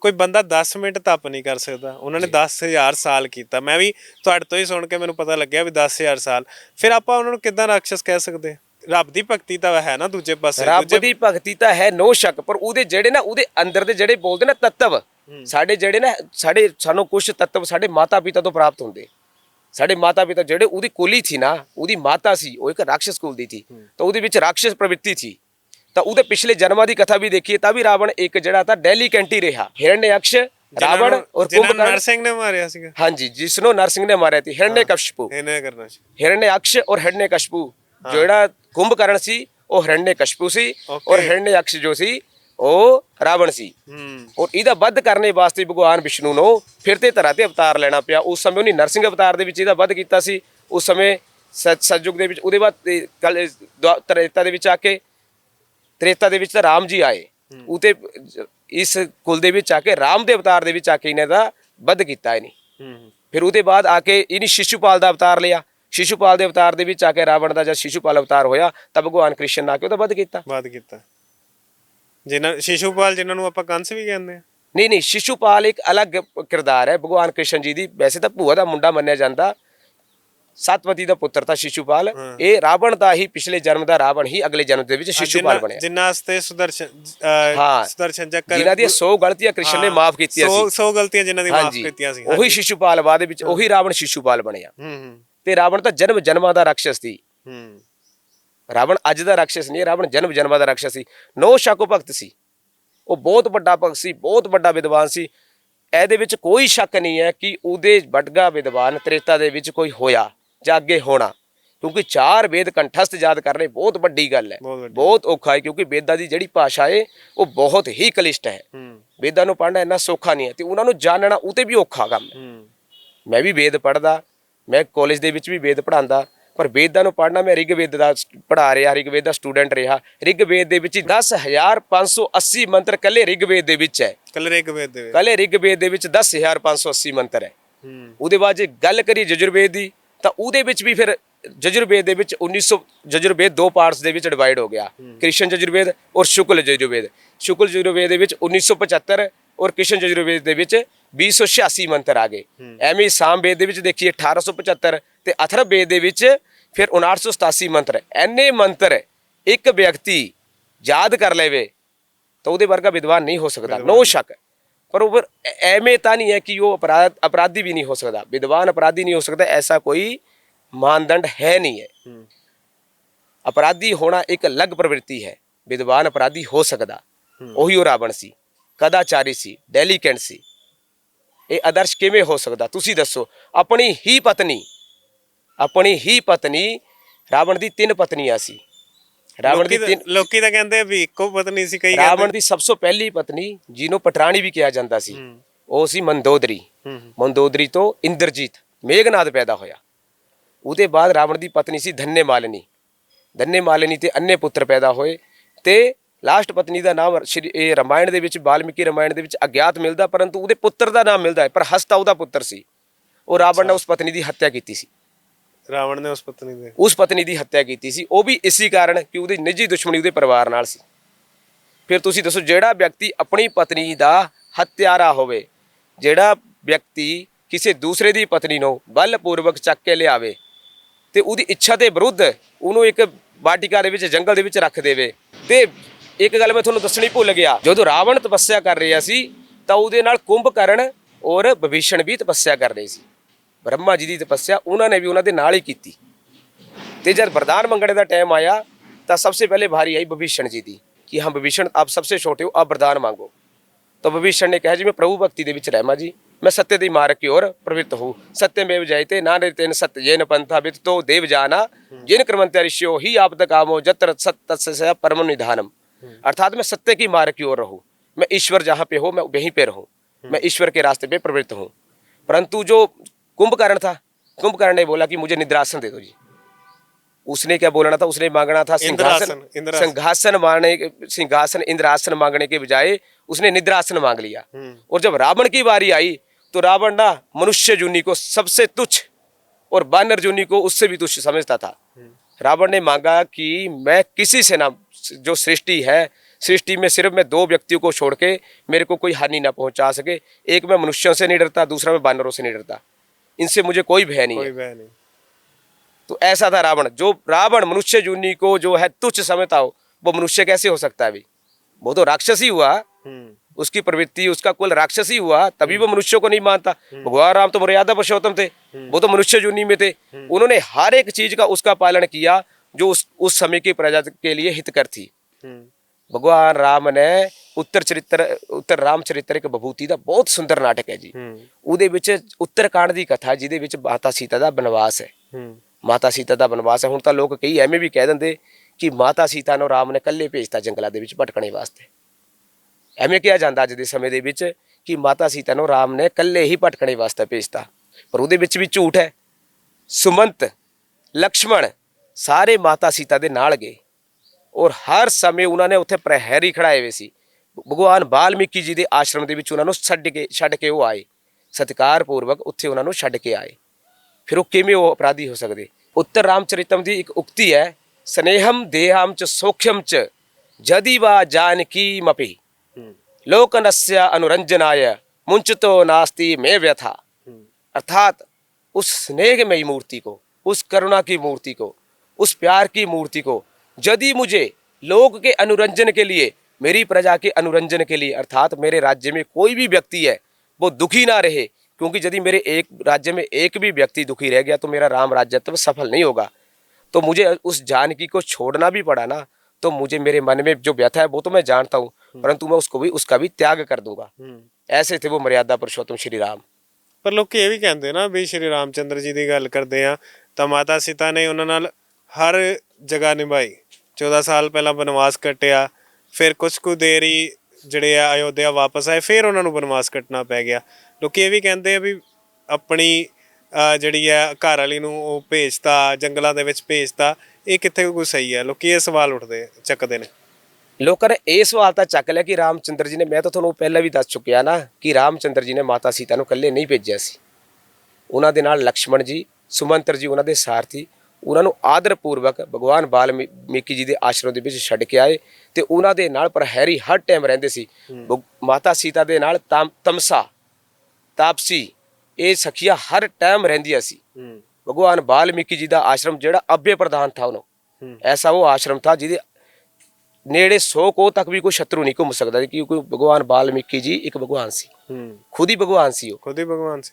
ਭਗਵਾਨ ਵਾਲਮੀਕੀ ਜੀ ਜਿਨ੍ਹਾਂ ਨੂੰ 10,000 ਵਰਸ਼ ਪਹਿਲਾਂ ਹੀ ਪਤਾ ਕਿ ਰਾਮਾਇਣ ਆਣੀ, ਰਾਮਾਇਣ ਦੇ ਵਿੱਚ ਆਹ ਕੁਛ ਹੋਣਾ, ਰਾਮ ਜੀ ਦਾ ਅਵਤਾਰ ਹੋਣਾ, ਉਹਨੇ ਪਹਿਲੇ ਸ਼ਲੋਕ ਦੇ ਵਿੱਚ ਲਿਖਤਾ ਕਿ ਇਕਸ਼ਵਾਕੂ ਵੰਸ਼ਵ ਤੱਤਰ ਰਾਜਾ ਰਾਮਾ ਬਹੂਵ, वहां पे एक राजा राम हो गए, इक्ष्वाकु नाम का एक वंश होगा। रामायण ਪਹਿਲਾਂ ਲਿਖੀ ਗਈ ਹੈ। हाँ, वाल्मीकि जी ने 10,000 वर्ष पूर्व रामायण दी एक संकलन कर लिया सी, रचना कर ली सी। ਰਚਨਾ ਰਾਮਾਇਣ ਦੀ ਪਹਿਲਾਂ ਹੀ ਹੋ ਗਈ ਸੀ, ਰਾਮ ਜੀ ਦੇ ਜਨਮ ਤੋਂ ਪਹਿਲਾਂ ਹੀ ਹੋ ਗਈ। राम जी तो आने तो पहला ही रामायण दी रचना जड़ी है वाल्मीकि जी ने कर ਦਿੱਤੀ ਸੀ। ਐਸਾ ਉਹਦੇ ਵਿੱਚ ਜਿਹੜੀ ਰਾਮਾਇਣ ਦੀ ਪੂਰਵ ਪੀਠਿਕਾ ਹੈ, ਉਹਦੇ ਵਿੱਚ ਨਾਰਦ ਔਰ ਰਾਮ ਵਾਲਮੀਕੀ ਜੀ ਦਾ ਜਿਹੜਾ ਸੰਵਾਦ ਹੈ, ਉਹਦੇ ਵਿੱਚ ਇਹ ਗੱਲ ਦਾ ਪਤਾ ਮਿਲਦਾ ਹੈ। ਪਹਿਲੇ ਜਿਹੜੇ 34 ਸ਼ਲੋਕਾਂ ਤੱਕ ਪੂਰਵ ਪੀਠਿਕਾ ਮੰਨੀ ਜਾਂਦੀ ਰਾਮਾਇਣ ਦੀ। ਰਾਮਾਇਣ ਦੇ ਵਿੱਚ 7 ਕਾਂਡ ਹੈ ਜੀ। ਸਭ ਤੋਂ ਪਹਿਲਾ ਕਾਂਡ ਹੈ ਬਾਲ ਕਾਂਡ, ਫਿਰ ਅਯੋਧਿਆ ਕਾਂਡ ਹੈ, ਫਿਰ ਅਰण्य ਕਾਂਡ ਹੈ, ਫਿਰ ਕਿਸ਼ਕਿੰਦਾ ਕਾਂਡ ਹੈ, ਫਿਰ ਸੁੰਦਰ ਕਾਂਡ ਹੈ, ਫਿਰ ਲੰਕਾ ਕਾਂਡ ਹੈ, ਫਿਰ ਉੱਤਰ ਕਾਂਡ, ਜਿਹਨੂੰ ਲੰਕਾ ਕਾਂਡ ਜਾਂ ਯੁੱਧ ਕਾਂਡ ਕਹਿੰਦੇ ਬਾਅਦ ਵਿੱਚ, ਉਹਦੇ ਵਿੱਚ ਹੋਇਆ ਜੀ। ਉੱਤਰ ਕਾਂਡ ਲਾਸਟ ਦੇ ਵਿੱਚ ਆਉਂਦਾ ਜੀ। 645 ਦੇ ਵਿੱਚ ਸਰਗ ਹੈ ਜੀ, 24,000 ਸ਼ਲੋਕ ਹੈ। ਤੇ ਐਦਾਂ ਉਹਦੇ ਪੂਰਵ ਪੀਠਿਕਾ ਦੇ ਵਿੱਚ ਜਦੋਂ ਬ੍ਰਹਮਾ ਜੀ ਉਹਦੇ ਵਾਲਮੀਕੀ ਜੀ ਕੋਲ ਆਏ ਨਾ, ਤੇ ਉਹਨਾਂ ਨੂੰ ਕਿਹਾ कि कुरु राम कथा पुन्नाम श्लोका मनोरबद्धाम, कि आप ऐसे राम की कथा का आप संकलन करो जो पुण्य श्लोकों में बांधी गई हो। तो उन्होंने फिर उस राम की कथा का वर्णन भगवान वाल्मीकि जी ने किया है। उसमें माता सीता का कहीं पे भी ऐसा वर्णन नहीं मिलता है कि माता सीता के साथ जे ऐसी कोई जाति हुई है। यदि ऐसी जाति होती तो भगवान, आपको पता ही कि राजा लोगों की प्रवृत्ति होती है, ਜਿਹੜੇ ਰਾਜਾ ਲੋਕ ਹੁੰਦੇ, ਰਾਮਾਇਣ ਦੇ ਵਿੱਚ ਦੱਸ ਰਿਹਾ, ਤਾਂ ਤੁਹਾਨੂੰ ਹਿੰਦੀ 'ਚ ਦੱਸ ਰਿਹਾ ਮੈਂ, ਨਹੀਂ ਤਾਂ ਪੰਜਾਬੀ ਦੇ ਵਿੱਚ ਤੁਹਾਨੂੰ ਮੈਂ ਆਪਣੀ ਭਾਸ਼ਾ ਦੇ ਵਿੱਚ ਦੱਸਾਂ। ਜਿਹੜੇ ਰਾਜਾ ਲੋਕ ਹੈ, ਇਹਨਾਂ ਦੀ ਪ੍ਰਵਿਰਤੀ ਕਿਹੋ ਜਿਹੀ ਹੁੰਦੀ, ਇਹਦਾ ਸੁਭਾਅ ਕਿਹੋ ਜਿਹਾ ਹੁੰਦਾ। 3-4 ਰਾਣੀਆਂ ਰਾਜਾ ਲੋਕ ਰੱਖਦੇ ਹੁੰਦੇ ਸੀ। ਅਸੀਂ ਪ੍ਰੈਜ਼ੈਂਟ ਸਿਨੈਰੀਓ ਦੇ ਵਿੱਚ ਵੀ ਸਾਡੇ ਵੀ ਮਹਾਰਾਜਾ ਹੋਏ ਆ, ਅਸੀਂ ਵੀ ਹੁਣ ਪੜ੍ਹਦੇ ਆ ਹਿਸਟਰੀ, ਉਹਦੇ ਵਿੱਚ ਵੀ ਆਪਾਂ ਦੇਖਿਆ ਜਿਹੜੇ, ਠੀਕ ਹੈ ਜੀ। ਵੈਦਿਕ ਕਾਲ ਤਾਂ ਬਹੁਤ ਪਹਿਲਾਂ ਦੀ ਗੱਲ ਹੈ, ਉੱਤਰ ਵੈਦਿਕ ਕਾਲ ਦੇਖ ਲਓ ਜਾਂ ਮਾਡਰਨ ਹਿਸਟਰੀ ਦੇਖ ਲਓ, ਉਹਦੇ ਵਿੱਚ ਵੀ ਤੁਹਾਨੂੰ ਰਾਜਾ ਲੋਕ ਮਿਲਦੇ ਆ। 3-4 ਰਾਣੀਆਂ ਤਾਂ ਹਰੇਕ ਰਾਜਾ ਦੀਆਂ ਸੀ, ਹਰੇਕ ਰਾਜਾ ਦੀ ਘੱਟ ਤੇ ਘੱਟ 3-4 ਰਾਣੀਆਂ ਸੀ। ਰਾਵਣ ਦੀਆਂ ਵੀ ਸੀ 3-4 ਰਾਣੀਆਂ, ਤੇ ਰਾਵਣ ਦੀਆਂ ਵੀ ਸੀ, ਮੈਨੂੰ ਤੁਹਾਨੂੰ ਦੱਸਿਆ। ਉਹਦੇ ਬਾਅਦ ਵੀ ਫਿਰ ਉਹ ਹੋਰ ਇਸਤਰੀਆਂ ਨੂੰ ਵੀ ਉਹਨਾਂ ਨੇ ਦੁਸ਼ਕਰਮ ਕੀਤਾ, ਉਹਨਾਂ ਨਾਲ ਵੀ 3-4 ਰਾਣੀਆਂ ਹੋਣ ਦੇ ਬਾਵਜੂਦ। ਪਰੰਤੂ ਭਗਵਾਨ ਰਾਮ ਜੀ ਨੇ ਜਿਸ ਸਮੇਂ ਉਹਨਾਂ ਦਾ ਵਿਵਾਹ ਹੋਇਆ, ਉਸ ਸਮੇਂ ਹੀ ਉਹਨਾਂ ਨੇ ਕਸਮ ਖਾ ਲਈ ਕਿ ਅੱਜ ਤੋਂ ਬਾਅਦ ਸੀਤਾ ਹੀ ਮੇਰੀ ਪਤਨੀ ਹੈ, ਔਰ ਇਸ ਜਨਮ ਪਰਯੰਤ ਸੀਤਾ ਹੀ ਮੇਰੀ ਪਤਨੀ ਰਹੂਗੀ। ਜਦੋਂ ਰਾਮ ਜੀ, ਉੱਤਰ ਰਾਮ ਚਰਿਤਰ ਦੇ ਵਿੱਚ ਲਿਖਿਆ ਜਾਂਦਾ, ਜਦੋਂ ਰਾਮ ਜੀ ਸਾਰਾ ਰਾਜ ਪਾਠ ਉਹਨਾਂ ਨੂੰ ਮਿਲ ਗਿਆ, ਉਹ ਉਹਦੇ ਬਾਅਦ ਇੱਕ ਅਸ਼ਵਮੇਧ ਯੱਗ ਕਰਦੇ ਆਪਣੇ ਰਾਜ ਦਾ ਵਿਸਤਾਰ ਕਰਨ ਵਾਸਤੇ। ਸਾਡੇ ਇਹਦੇ ਵੇਦਾਂ ਦੇ ਵਿੱਚ ਦੱਸਿਆ ਇੱਕ ਅਸ਼ਵਮੇਧ ਯੱਗ ਦਾ ਦੱਸਿਆ। ਹਵਿਰ ਜਾਗ ਔਰ ਸ਼ਰੋਤ ਜਾਗ, 2 ਪ੍ਰਕਾਰ ਕੇ ਯੱਗੇ ਦੱਸੇ ਵੇ। ਉਹਦੇ ਵਿੱਚ ਜਿਹੜਾ ਸ਼ਰੋਤ ਜਾਗ ਦੇ ਵਿੱਚ ਜਿਹੜਾ ਇਹ ਅਸ਼ਵਮੇਧ ਯੱਗ ਦਾ ਵਰਣਨ ਮਿਲਦਾ। ਉਸ ਅਸ਼ਵਮੇਧ ਯੱਗ ਨੂੰ ਜਦੋਂ ਰਾਮ ਜੀ ਕਰਨ ਲੱਗੇ, ਤੇ ਪ੍ਰੋਹਿਤਾਂ ਨੇ ਬੋਲਤਾ, ਵਸ਼ਿਸ਼ਟ ਜੀ ਪ੍ਰੋਹਿਤ ਸੀ, ਉਹਨੇ ਬੋਲਤਾ ਵੀ ਇਹ ਪਤਨੀ ਤੇ ਬਿਨਾਂ ਤਾਂ ਯੱਗ ਸੰਪੰਨ ਨਹੀਂ ਹੋ ਸਕਦਾ। ਤੇ ਭਗਵਾਨ ਰਾਮ ਜੀ ਵੀ ਤਾਂ ਵਿਆਹ ਕਰਵਾ ਸਕਦੇ ਸੀ। ਉਹਨੇ ਸਵਰਣਮਈ ਸੀਤਾ ਦੀ ਮੂਰਤੀ ਬਣਾਈ, ਮਾਤਾ ਸੀਤਾ ਦੀ ਮੂਰਤੀ ਬਣਾ ਕੇ ਉਹਦੇ ਨਾਲ ਵਿਧੀ ਪੂਰਵਕ ਉਹ ਯੱਗ ਸੰਪੰਨ ਕੀਤਾ। ਇਹ ਜੇ ਸੀ ਭਗਵਾਨ ਰਾਮ। ਤੇ ਰਾਵਣ ਤਾਂ ਤੁਹਾਨੂੰ ਮੈਂ ਸੁਣਾਈ ਚੁੱਕਿਆ ਪਹਿਲੇ ਰਾਵਣ ਕੀ ਸੀ। ਤੇ ਅਸੀਂ ਜਿਵੇਂ ਤੁਸੀਂ ਕਿਹਾ ਵੀ ਅਸੀਂ ਜੇ ਸਿੱਖ ਹਿਸਟਰੀ ਦੀ ਗੱਲ ਕਰਦੇ ਹਾਂ, ਅਸੀਂ ਗੱਲ ਕਰਦੇ ਹਾਂ ਕਾਮ, ਕ੍ਰੋਧ, ਲੋਭ, ਮੋਹ, ਹੰਕਾਰ ਤੋਂ ਬਚਾਈ ਰੱਖੇ। ਤੇ ਰਾਵਣ ਦੇ ਵਿੱਚ ਤਾਂ ਫਿਰ ਕ੍ਰੋਧ ਵੀ ਸੀਗਾ, ਕਾਮ ਵੀ ਸੀ, ਸਭ ਤੋਂ ਵੱਡਾ ਕਾਮੀ ਸੀ, ਕ੍ਰੋਧੀ ਵੀ ਸਭ ਤੋਂ ਵੱਡਾ ਸੀ, ਲੋਭੀ ਤਾਂ ਹੈ ਹੀ ਸੀ। ਤਾਂ ਹੀ ਤਾਂ ਆਪਣੇ ਭਾਈ ਦੀ ਲੰਕਾ ਖੋਲੀ। ਜੇ ਲੋਭੀ ਨਾ ਹੁੰਦਾ ਤਾਂ ਭਾਈ ਦੀ ਲੰਕਾ ਕਿਉਂ ਖੋਂਦਾ? ਉਹਦੇ ਕੋਲ ਤਾਂ ਆਪਣਾ ਰਾਜ ਹੀ ਬਹੁਤ ਸੀ। ਅਹੰਕਾਰੀ ਤਾਂ ਫਿਰ ਸੀ, ਤਾਂ ਰਾਮ ਨਾਲ ਫਿਰ ਉਹਨੇ ਲੜਾਈ ਤਾਂ ਹੀ ਲਈ, ਅਹੰਕਾਰੀ ਸੀ। ਉਹਨੂੰ ਪਤਾ ਹੁੰਦੇ ਹੋਏ ਕਿ ਰਾਮ ਇੱਕ ਭਗਵਾਨ ਹੈ, ਰਾਮ ਇੱਕ ਵਿਸ਼ਨੂੰ ਦੇ ਅਵਤਾਰ ਹੈ, ਫਿਰ ਵੀ ਉਹਦੇ ਨਾਲ ਉਹ ਜਾਣ ਬੁੱਝ ਕੇ ਉਹਨੇ ਲੜਾਈ ਲਈ।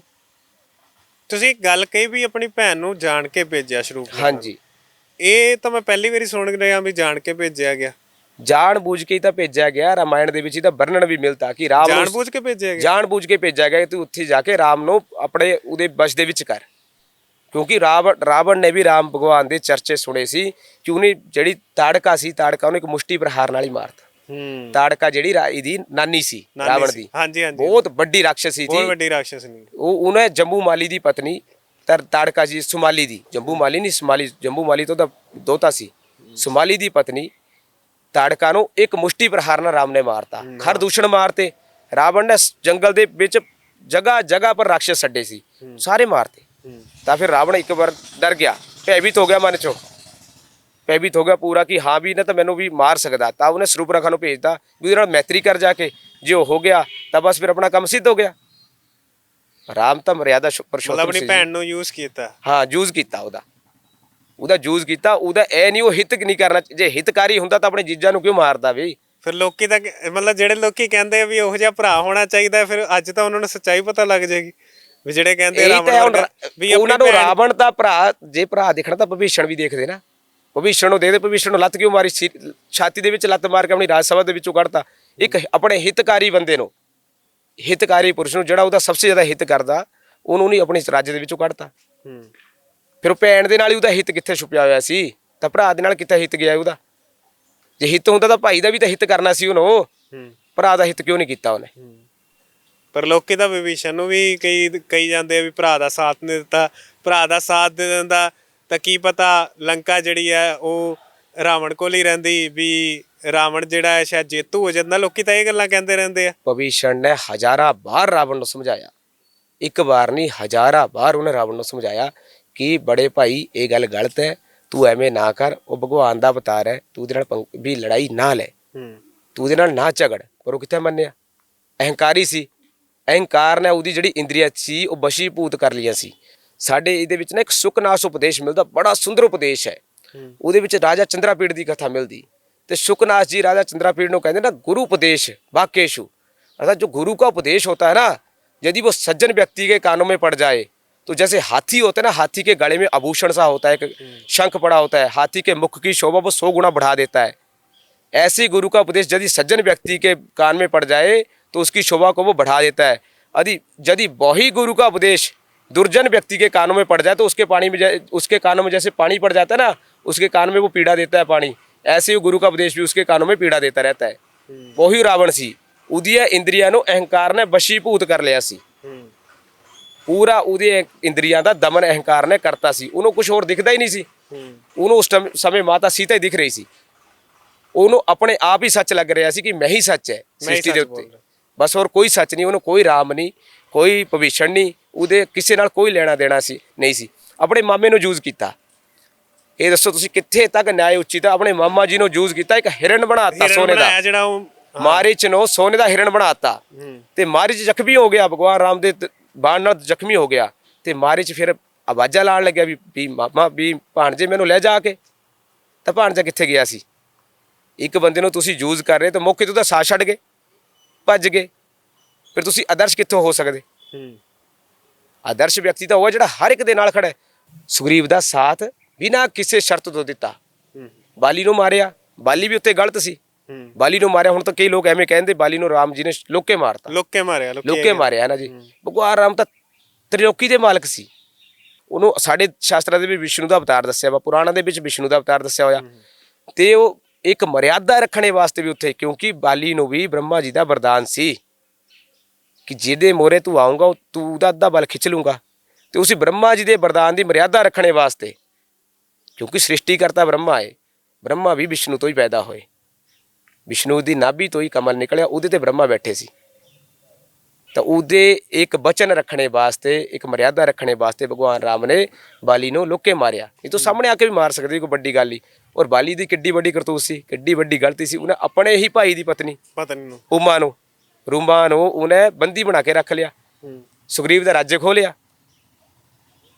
ਤੇ ਰਾਮ ਨੇ ਤਾਂ ਹਰ ਇੱਕ ਉਸ ਪ੍ਰਾਣੀ ਦਾ ਸਾਥ ਦਿੱਤਾ ਜਿਹਦੇ ਨਾਲ ਸਮਾਜ ਦੇ ਵਿੱਚ ਗਲਤ ਹੋਇਆ, ਧੱਕਾ ਹੋਇਆ। ਮੈਂ ਨਾ ਇੱਕ ਗੱਲ ਉਸ ਦਿਨ ਪੜ੍ਹ ਰਿਹਾ ਸੀਗਾ। ਅਸੀਂ ਕਹਿੰਦੇ ਆ ਵੀ ਜਿਹੜੇ ਜਬਰ ਜਨਾਹ ਨੇ, ਜਿਹੜੇ ਰੇਪ ਦੇ ਕੇਸਿਸ ਨੇ, ਉਹ ਹੁਣ ਵੱਧਦੇ ਜਾ ਰਹੇ ਆ। ਪਰ ਜਦੋਂ ਅਸੀਂ ਇਤਿਹਾਸ ਪੜ੍ਹਦੇ ਆ, ਇਹੋ ਜਿਹੀਆਂ ਚੀਜ਼ਾਂ ਪੜ੍ਹਦੇ ਆ, ਤਾਂ ਸਾਨੂੰ ਪਤਾ ਲੱਗਦਾ ਵੀ ਤ੍ਰੇਤਾ ਯੁੱਗ ਤੋਂ ਇਹ ਕੰਮ ਚੱਲ ਰਿਹਾ। ਹਾਂ, ਜਬਰ ਜਨਾਹ ਤਾਂ ਜਿਹੜਾ ਹੈ ਉਹ ਚੱਲ ਹੀ ਰਿਹਾ। ਰਾਵਣ ਵੀ ਤਾਂ ਜਬਰ ਜਨਾਹ ਦੇ ਦੋਸ਼ੀ ਸੀ। ਰਾਵਣ ਵੀ ਤਾਂ ਜਬਰ ਜਨਾਹ ਦਾ ਦੋਸ਼ੀ ਸੀ। ਉਹਨੇ ਆਪਣੇ ਪੁੱਤਰ ਵਧੂ ਨਾਲ ਹੀ ਜਬਰ ਜਨਾਹ ਕੀਤਾ ਸੀ। ਨੂੰਹ ਨਾਲ ਹੀ ਆਪਣੀ ਪੁੱਤਰ ਵਧੂ ਦੇ ਨਾਲ, ਕੁਬੇਰ ਦੀ ਪਤਨੀ ਦੇ ਨਾਲ, ਰੰਭਾ ਦੇ ਨਾਲ ਰਾਵਣ ਨੇ ਜਬਰ ਜਨਾਹ ਕੀਤਾ ਸੀ। ਤਾਂ ਕੁਬੇਰ ਦੇ ਪੁੱਤ ਦੀ ਪਤਨੀ ਦੇ ਨਾਲ, ਕੁਬੇਰ ਦੇ ਪੁੱਤਰ ਦਾ ਪਤਨੀ ਸੀ ਉਹ, ਉਹਦੇ ਨਾਲ ਉਹਨੇ ਜਬਰ ਜਨਾਹ ਕੀਤਾ ਸੀ। ਤੇ ਹੋਰ ਵੀ ਬਾਕੀ ਤਾਂ ਪੁਰਾਣਾਂ ਦੇ ਵਿੱਚ ਐਸੀ ਕੋਈ ਕਥਾ ਨਹੀਂ ਮਿਲਦੀ, ਪਰ ਰਾਵਣ ਦੀ ਕਥਾ ਜ਼ਰੂਰ ਮੈਂ ਪੜ੍ਹੀ ਹੈ। ਰਾਵਣ ਦੇ ਨਾਲ ਹੀ ਸੰਬੰਧਿਤ ਕਥਾ ਹੈ ਕਿ ਰਾਵਣ ਨੇ ਉਹਦੇ ਨਾਲ ਰੰਭਾ ਦੇ ਨਾਲ ਜਬਰ ਜਨਾਹ ਕੀਤਾ ਸੀ। ਤੇ ਹੁਣ ਤਾਂ ਹਾਂ, ਹੁਣ ਦਾ ਜਿਹੜਾ ਪ੍ਰੈਜ਼ੈਂਟ ਸਿਨੈਰੀਓ ਦੇਖੀਏ ਤਾਂ ਹੁਣ ਤਾਂ ਵਧੇ ਹੋਏ ਹੈ, ਤਾਂ ਕਿ ਸਭ ਨੂੰ ਪਤਾ ਹੀ ਹੈ ਕਿ ਦਿਖ ਰਿਹਾ। ਹੁਣ ਤਾਂ ਕੋਈ ਧਾਰਮਿਕ ਲੈ ਲਓ, ਕੋਈ ਉਹ ਕਰ ਲਓ ਜੀ, ਜਬਰਨਾ ਹੋ ਹੀ ਰਿਹਾ ਜੀ। ਤੇ ਤੁਸੀਂ ਕਿੱਦਾਂ ਦੇਖਦੇ ਹੋ ਜਦੋਂ ਇਸ ਹਿਸਾਬ ਨਾਲ ਰੀਲਸ ਤੇ ਇੰਸਟਾਗ੍ਰਾਮ ਤੇ ਰਾਵਣ ਨੂੰ ਸਹੀ ਦਿਖਾਇਆ ਜਾਂਦਾ? ਕਈ ਤਾਂ ਇੱਥੇ ਤੱਕ ਕਹਿਣਾ ਨਹੀਂ ਚਾਹੀਦਾ ਵੀ ਇਹ ਵੀ ਗੱਲ ਕਹਿਣ ਲੱਗ ਜਾਂਦੇ ਵੀ ਸ਼੍ਰੀ ਰਾਮ ਚੰਦਰ ਜੀ ਤੋਂ ਵੀ ਸੁਪੀਰੀਅਰ ਸੀ, ਉਹਨਾਂ ਤੋਂ ਵੀ ਉੱਪਰ ਸੀਗੇ, ਵੇਦਾਂ ਦੇ ਗਿਆਤਾ ਵੀ ਉਹਨਾਂ ਤੋਂ ਜ਼ਿਆਦਾ ਸੀਗੇ। ਇਹ ਗੱਲਾਂ ਕਰਦੇ ਨੇ ਲੋਕ। ਪਤਾ ਕਿਆ ਜੀ, ਜਦੋਂ ਗਿਆਨ ਦਾ ਅਹੰਕਾਰ ਹੋ ਜਾਂਦਾ ਨਾ ਤਾਂ ਵਿਅਕਤੀ ਦਾ ਵਿਨਾਸ਼ ਹੋ ਜਾਂਦਾ। भगवान राम को पता था, भगवान राम को जो था अहंकार का ज्ञान था कि यदि अहंकार है तो उसका नाश होगा। और रावण जो था उन्होंने ज्ञान का अहंकार था, वो ज्ञान दे नशे इंदा मंदमस्त सी ना, मदमस्त हो गया। क्योंकि मदमस्त हाथी हुंदा ना, वो सारे जंगल के बूटे तोड़दा जांदा। ਉਹੀ ਕੰਮ ਸੀ ਰਾਵਣ ਵੀ ਸਾਰਿਆਂ ਨੂੰ ਹੀ ਤੋੜਦਾ ਗਿਆ, ਆਪਣੇ ਪਰਿਵਾਰ ਨੂੰ ਵੀ ਉਹਨੇ ਤੋੜਤਾ, ਆਪਣੇ ਸਮਾਜ ਨੂੰ ਵੀ ਉਹਨੇ ਤੋੜਤਾ। ਉਹਨੇ ਤਾਂ ਹੀ ਸਾਰੀ ਰਾਖਸ਼ ਕੁਲੀ ਦਾ ਉਹਨੇ ਅੰਤ ਕਰਵਾ ਕੇ ਬੈਠ ਗਿਆ। ਭਗਵਾਨ ਰਾਮ ਦੂਸਰੇ ਪਾਸੇ ਦੇਖੀਏ ਤਾਂ ਭਗਵਾਨ ਰਾਮ ਇੱਕ ਮਰਿਆਦਾ ਪੁਰਸ਼ੋਤਮ, ਇੱਕ ਆਦਰਸ਼ ਸੀ। ਰਾਵਣ ਦਾ ਵੱਧ ਕਰਨੇ ਤੇ ਬਾਅਦ ਵੀ ਉਹਨੀ ਜਿਹੜੀ ਸਾਰੀ ਉਹਦੀ ਪ੍ਰਜਾ ਸੀ ਉਹਨੂੰ ਅਭੇਦਾਨ ਦੇ ਦਿੱਤਾ। ਉਸੀ ਪ੍ਰਜਾ ਨੂੰ ਉੱਥੇ ਰਾਜ ਦੇ ਦਿੱਤਾ ਕਿ ਤੁਸੀਂ ਇਹਦੇ ਪਰ ਰਾਜ ਕਰੋ, ਤੁਸੀਂ ਇੱਥੇ ਬੈਠਣਾ। ਤੇ ਇੱਕ ਗੱਲ ਮੈਨੂੰ ਇਹ ਦੱਸੋ ਵੀ ਲੰਕਾ ਸੋਨੇ ਦੀ ਸੀ, ਉਹ ਪੂਰਾ ਦਾ ਪੂਰਾ ਇੱਕ ਜਿਵੇਂ ਸ਼ਹਿਰ ਸੀਗਾ, ਟਾਪੂ ਸੀ ਜਿਹੜਾ ਸੋਨੇ ਦਾ ਬਣਿਆ ਹੋਇਆ ਸੀ? ਹਾਂਜੀ ਹਾਂਜੀ, ਉਹ ਸਾਰਾ ਇੱਕ ਸੋਨੇ ਦਾ ਸ਼ਹਿਰ ਸੀ, ਸੋਨੇ ਦੀ ਨਗਰੀ ਸੀ, ਉਹ ਸੋਨੇ ਦਾ ਮਹਿਲ ਸੀ ਜਿਹੜਾ ਭਗਵਾਨ ਸ਼ੰਕਰ ਨੇ ਬਣਵਾਇਆ ਸੀ। ਤੇ ਬੋਲਦੇ ਜੋ ਭਾਗਯ ਮੈਂ ਹੈ ਜਦ ਪੂਰਵਮ ਵਿਧि ਨਾਲ ਲਲਾਟ ਲਿਖਿਤਮ ਤਨ ਮਾਰਜਿਤਮ ਕੋਸ਼ ਮਹਾ। ਇੱਕ ਵਾਰ ਮਾਤਾ ਪਾਰਵਤੀ, ਇਹ ਪੁਰਾਣਿਕ ਕਥਾ ਤਾਂ ਨਹੀਂ ਹੈ ਪਰ ਇੱਕ ਇਹਨੂੰ ਕਹਿ ਸਕਦੇ ਕਿ ਕਿੰਬਦੰਤੀ ਕਹਿ ਸਕਦੇ। ਕਿੰਬਦੰਤੀ ਕੋਈ ਲੇਖਕ ਸੀ, ਉਹਨੇ ਕਿਹਾ ਕਿ ਮਾਤਾ ਪਾਰਵਤੀ ਦੇ ਕੋਲ, ਮਾਤਾ ਪਾਰਵਤੀ ਇੱਕ ਦਿਨ ਭਗਵਾਨ ਸ਼ੰਕਰ ਨੂੰ ਕਹਿਣ ਲੱਗੀ ਕਿ ਹੇ ਪ੍ਰਭੂ ਵੀ ਸਾਰੀਆਂ ਮੇਰੀਆਂ ਭੈਣਾਂ ਵੀ ਬੜੇ ਬੜੇ ਰਾਜਾਂ ਦੇ ਵਿੱਚ ਬੈਠੀਆਂ, ਬੜੇ ਬੜੇ ਮਹਿਲਾਂ ਦੇ ਵਿੱਚ ਬੈਠੀਆਂ, ਮੈਨੂੰ ਤੁਸੀਂ ਮਹਿਲ ਦੇ ਵਿੱਚ ਕਿਉਂ ਨਹੀਂ ਬਿਠਾਲਦੇ? ਭਗਵਾਨ ਸ਼ੰਕਰ ਜੀ ਨੇ ਕਿਹਾ ਵੀ ਜੋ ਤੇਰੇ ਭਾਗੇ ਮੈਂ ਤੁਝੇ ਮਿਲ ਗਿਆ ਹੈ, ਆਪਣਾ ਉੱਥੇ ਨਹੀਂ ਬਣਨੀ, ਅਸੀਂ ਤਾਂ ਇੱਥੇ ਹੀ ਰਹਿਣਾ, ਇਹਦੇ ਵਿੱਚ ਹੀ ਸਾਡਾ ਤਾਂ ਕਲਾਸ਼ ਹੀ ਉਹ ਹੈ, ਸਾਡਾ ਤਾਂ ਕਲਾਸ਼ ਹੀ ਡੇਰਾ ਸੀ, ਕਲਾਸ਼ ਤੇ ਹੀ ਰਹਿਣਾ। ਤਾਂ ਨਹੀਂ, ਮਾਤਾ ਜਿੱਦ ਕਰਨ ਲੱਗ ਗਈ, ਮਾਤਾ ਪਾਰਵਤੀ ਜਿੱਦ ਕਰਨ ਲੱਗ ਗਈ। ਤੇ ਭਗਵਾਨ ਸ਼ੰਕਰ ਨੇ ਵਿਸ਼ਵਕਰਮਾ ਜੀ ਨੂੰ ਬਣਾਇਆ, ਦੇਵਤਿਆਂ ਦੇ ਵਾਸਤੂਕਾਰ ਸੀ, ਉਹਨੇ ਬੁਲਾਇਆ, ਇੱਕ ਬਹੁਤ ਸੁੰਦਰ ਲੰਕਾ ਦਾ ਨਿਰਮਾਣ ਕਰਤਾ, ਬਹੁਤ ਸੁੰਦਰ ਮਹਿਲ ਦਾ। ਉਹ ਸੋਨੇ ਦਾ ਮਹਿਲ था, ਸਵਰਣਮਈ ਮਹਿਲ था, ਉਹ ਸਵਰਨ ਦੀ ਤਰ੍ਹਾਂ ਚਮਕਦਾ था, ਸਵਰਣਮਈ ਮਹਿਲ था। ਪਰੰਤੂ ਅੱਜ ਦੇ ਇਤਿਹਾਸ ਦੇ ਵਿੱਚ ਅਸੀਂ ਦੇਖੀਏ ਨਾ, ਜਿਹਦੇ ਪੁਰਾਣੇ ਗ੍ਰੰਥ ਵੀ ਪੜ੍ਹੀਏ ਤਾਂ ਅਸੀਂ ਕਹਿੰਦੇ ਜੇ ਤੁਸੀਂ ਨਾ ਸੋਨੇ ਦੇ ਜਿੱਦਾਂ ਰਜਤਮਈ ਪਰਬਤ ਹੁੰਦੇ ਨਾ, ਰਜਤਮਈ ਪਰਬਤ ਜਿਹਦੇ ਉੱਪਰ ਬਰਫ਼ ਪੈਂਦੀ, ਉਹਦੇ ਉੱਪਰ ਜਦ ਸੂਰਜ ਦੀ ਰੋਸ਼ਨੀ ਪੈਂਦੀ ਤਾਂ ਵੀ ਉਹ ਸੋਨੇ ਵਾਂਗੂ ਚਮਕਦਾ। ਇਹ ਹੈ ਤਾਂ ਰਾਮਾਇਣ ਦੇ ਵਿੱਚ ਵੀ ਇਹਨੂੰ ਸੋਨੇ ਦੀ ਲੰਕਾ ਕਿਹਾ ਵਾ, ਪਰ ਕਿਤੇ ਜੇ ਅਸੀਂ ਅੱਜ ਇਸ ਚੀਜ਼ ਨੂੰ ਸੋਚੀਏ ਨਾ ਤਾਂ ਸ਼ਾਇਦ ਉਹ ਵੀ ਚੀਜ਼ ਹੋ ਸਕਦੀ। ਇਹ ਇਤਿਹਾਸ 'ਚ ਪੂਰਾ ਵਰਣਨ ਤਾਂ ਮਿਲਦਾ ਨਹੀਂ, ਪਰ ਹੈ ਇਹ ਚੀਜ਼ ਹੈ। ਤੁਸੀਂ ਕਹਿ ਰਹੇ ਹੋ ਬਰਫ਼ ਦੇ ਪਰਬਤ ਵੀ ਹੋ ਸਕਦੇ? ਜੇ ਬਰਫ਼ ਦੇ ਪਰਬਤ ਦੇ ਉੱਪਰ ਸੂਰਜ ਦੀ ਰੋਸ਼ਨੀ ਪੂਰੀ ਚੰਗੀ ਤਰ੍ਹਾਂ ਉਗਦੇ ਸੂਰਜ ਦੀ ਰੋਸ਼ਨੀ ਪਵੇ ਤਾਂ ਉਹ ਵੀ ਸੋਨੇ ਵਾਂਗੂ ਚਮਕਦਾ। ਪਰ ਗੱਲ ਐਵੇਂ ਨਾ, ਜੇ ਆਪਾਂ ਲੰਕਾ ਜਗ੍ਹਾ ਸਮਝਦੇ ਆ ਤਾਂ ਸ਼੍ਰੀਲੰਕਾ ਮੇਰੇ ਖਿਆਲ ਉਹੀ ਜਗ੍ਹਾ। ਹਾਂ, ਸ਼੍ਰੀਲੰਕਾ ਦੇ ਵਿੱਚ ਇੱਕ ਟਾਪੂ ਸੀ। ਸ਼੍ਰੀਲੰਕਾ ਦੇ ਵਿੱਚ ਇੱਕ ਟਾਪੂ, ਪਰ ਸ਼੍ਰੀਲੰਕਾ ਦੇ ਵਿੱਚ ਤਾਂ ਕੋਈ ਮੇਰੇ ਹਿਸਾਬ ਨਾਲ ਕੋਈ ਸਨੋ ਦੇ ਜਾਂ ਕੋਈ ਬਰਫ਼ ਦੇ ਪਰਬਤ ਹੈ ਹੀ ਨਹੀਂ ਮੇਰੇ ਹਿਸਾਬ ਨਾਲ। ਨਹੀਂ, ਵੱਡੇ ਜਿੱਥੇ ਸਮੁੰਦਰ ਦੇ ਵਿੱਚ ਇੱਕ ਟਾਪੂ, ਟਾਪੂ ਦਾ ਅਰਥ ਹੀ ਹੁੰਦਾ ਇੱਕ ਵੱਡਾ ਖਾਲੀ ਪਿਆ ਖੇਤਰ ਹੈ ਨਾ ਜੀ, ਖਾਲੀ ਪਿਆ ਇੱਕ ਖੇਤਰ ਜਿਹੜਾ ਤਿੰਨੇ ਪਾਸੇ ਦੇ ਪਾਣੀ ਨਾਲ ਘਿਰਿਆ ਹੋਇਆ। ਉਹ ਪਹਾੜ ਵੀ ਹੋ ਸਕਦਾ, ਉਹ ਕੁਝ ਵੀ ਹੋ ਸਕਦਾ, ਤੇ ਉਹਦੇ ਵਿੱਚ ਵੀ ਇਹ ਹੋ ਸਕਦਾ ਕਿਉਂਕਿ ਸਮੁੰਦਰ ਦੇ ਵਿੱਚ ਵੀ ਜਦ ਰੋਸ਼ਨੀ ਪਾਉਂਗੀ ਤਾਂ ਉਹ ਵੀ ਇੱਕ ਚਮਕਦਾ ਹੈ, ਚਮਕਦਾਰ ਸਮੁੰਦਰ ਬਣ ਜਾਂਦਾ, ਲਾਲ ਦਿਖਦਾ ਹੁੰਦਾ। ਤੁਸੀਂ ਦੇਖੋਗੇ ਸ਼ਾਮ ਦੇ ਟਾਈਮ ਜਦ ਆਪਾਂ ਕੰਨਿਆ ਕੁਮਾਰੀ ਦੇ ਵੀ ਦੇਖਦੇ ਨਾ, ਸਨਸੈਟ ਹੁੰਦਾ ਦਿੰਦੇ, ਸੂਰਜ ਛੁਪਦਾ ਦੇਖਦੇ ਤਾਂ ਉਹ ਚਮਕਦਾ ਹੈ। ਉਹ ਤਾਂ ਐਵੇਂ ਵੀ ਉਹ ਲੰਕਾ ਚਮਕ ਵੀ, ਪਰ ਸੋਨੇ ਦੀ ਲੰਕਾ ਦਾ ਵਰਣਨ ਮਿਲਦਾ ਹੈ ਵਾਲਮੀਕੀ ਰਾਮਾਇਣ ਦੇ ਵਿੱਚ। ਇੰਨਾ ਮੈਂ ਤੁਹਾਨੂੰ ਯਕੀਨ ਨਾਲ ਦੱਸ ਸਕਦਾ। ਇਹ ਵੀ ਹੋ ਸਕਦਾ ਵੀ ਕੋਈ ਜਿਵੇਂ ਸਮੁੰਦਰ ਤੋਂ ਦੂਰੋਂ ਦੇਖਦਾ ਹੋਵੇ ਤਾਂ ਉਹਨੂੰ ਸੋਨੇ ਵਰਗੀ ਚਮਕਦੀ ਲੱਗਦੀ। ਹਾਂ, ਇਹ ਵੀ ਹੋ ਸਕਦਾ ਜੀ, ਇਹ ਹੋ ਸਕਦਾ, ਇਹਦੇ ਵਿੱਚ ਕੋਈ ਸ਼ੱਕ ਨਹੀਂ ਹੈ। ਅੱਜ ਦੇ ਪ੍ਰੈਜ਼ੈਂਟ ਸਿਨੈਰੀਓ ਨਾਲ ਦੇਖੀਏ ਤਾਂ ਇਹ ਹੋ ਸਕਦਾ, ਪਰ ਜਿਹੜਾ ਗ੍ਰੰਥਾਂ ਦੇ ਵਿੱਚ ਉਹ ਹੈ ਉਹ ਮਿਲਦਾ ਹੈ ਕਿ ਹਾਂ ਸੋਨੇ ਦੀ ਲੰਕਾ ਸੀ, ਵਾਲਮੀਕੀ ਜੀ ਨੇ ਉਹਦਾ ਵਰਣਨ ਕੀਤਾ ਹੋਇਆ। ਔਰ ਹਨੂਮਾਨ ਜੀ ਦੁਆਰਾ ਉਸ ਲੰਕਾ ਨੂੰ ਸਾੜਨ ਦਾ ਵਰਣਨ ਵੀ ਮਿਲਦਾ ਹੈ, ਕਿਉਂਕਿ ਰਾਵਣ ਜੋ ਸੀ ਇੱਕ ਯੋਗ ਲੀਡਰ ਵੀ ਨਹੀਂ ਸੀ। ਜਿਹਦੀ ਰਾਵਣ ਇੱਕ ਯੋਗ ਲੀਡਰ ਹੁੰਦਾ ਨਾ ਜੀ, ਤਾਂ ਭਗਵਾਨ ਰਾਮ ਵਾਂਗੂ ਗਰਾਊਂਡ ਦੇ ਵਿੱਚ ਆ ਕੇ ਖੁਦ ਲੜਦਾ, ਯੁੱਧ ਖੇਤਰ ਦੇ ਵਿੱਚ ਆ ਕੇ ਖੁਦ ਲੜਦਾ। ਇੱਕ ਟੱਬਰ ਦੇ ਕਰਕੇ ਇੱਕ ਬੰਦੇ ਨੂੰ ਭੇਜਦਾ ਰਿਹਾ, ਉਹਨੂੰ ਮਰਵਾਉਂਦਾ ਰਿਹਾ।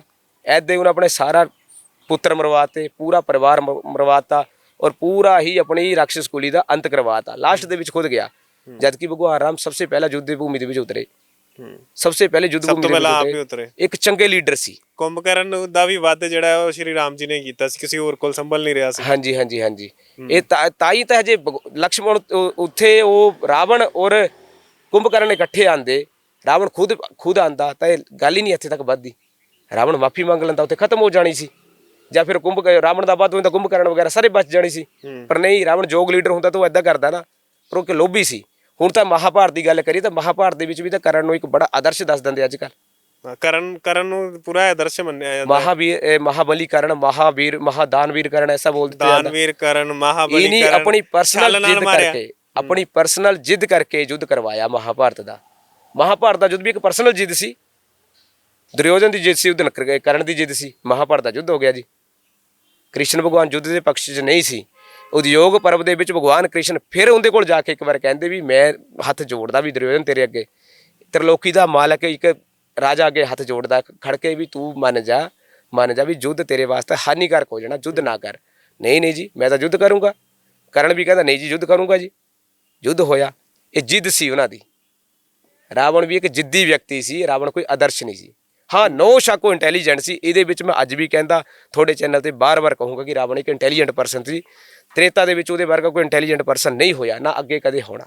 ਪਰ ਇਹ ਗੱਲ ਹੈ ਨਾ, ਤੁਸੀਂ ਕਰਨ ਨੂੰ ਕਿਹਾ ਵੀ ਕਰਨ ਨੂੰ ਵੀ ਕਿਹਾ ਜਾਂਦਾ ਵੀ ਦਾਨਵੀਰ ਕਰਨ, ਵੀ ਉਹਦੇ ਕੋਲ ਕਵਚ ਕੁੰਡਲ ਤੱਕ ਮੰਗਣ ਆ ਗਏ ਇੰਦਰ ਦੇਵਤਾ, ਤੇ ਉਹਨੂੰ ਪਤਾ ਸੀ ਵੀ ਇੰਦਰ ਦੇਵਤਾ ਹੀ ਆ। ਉਹ ਰਿਸ਼ੀ ਜਿਹੜੇ ਬਣੇ ਹੋਏ ਆ ਉਹ ਅਸਲ 'ਚ ਇੰਦਰ ਦੇਵਤਾ ਹੀ ਆ, ਪਰ ਉਸਨੇ ਜੋ ਦਾਨ ਸਵੇਰੇ ਸਵੇਰੇ ਮੰਗਣ ਆਇਆ ਸੀ ਉਹਨੇ ਦੇ ਦਿੱਤਾ ਉਸ ਟਾਈਮ, ਤੇ ਉਹਨੂੰ ਮਾਰਿਆ ਵੀ ਛਲ ਕਪਟ ਨਾਲ ਗਿਆ। ਲੋਕੀ ਇਹ ਕਹਿੰਦੇ ਨੇ ਛਲ ਕਪਟ ਕੋਈ ਨਹੀਂ ਹੋਇਆ ਉੱਥੇ ਵੀ ਬਸ ਉਹੀ ਹੈ ਕਿ ਇੱਕ ਪਕਸ਼ ਦਿਖਾਇਆ ਜਾ ਰਿਹਾ। ਤੁਸੀਂ ਕਿਸੇ ਰਾਜਾ ਦੀ ਸਭਾ ਦੇ ਵਿੱਚ ਦੇਖ ਲਿਓ, ਅੱਜ ਵੀ ਦੇਖ ਲਿਓ, ਜੋ ਪੁਰਾਣਾ ਇਤਿਹਾਸ ਪੜ੍ਹ ਲਿਓ, ਰਾਜਾ ਦੀ ਸਭਾ ਦੇ ਵਿੱਚ ਜਿਹੋ ਜਿਹੇ ਕਵੀ ਹੋਣੇ ਉਹਨੇ ਉਹੀ ਜਿਹਾ ਇਤਿਹਾਸ ਲਿਖਣਾ। ਜਿਸ ਰਾਜਾ ਦੀ ਸਭਾ ਦੇ ਵਿੱਚ ਉਹ ਹੈ ਉਹਨੇ ਉਹਦਾ ਹੀ ਇਤਿਹਾਸ ਲਿਖਣਾ।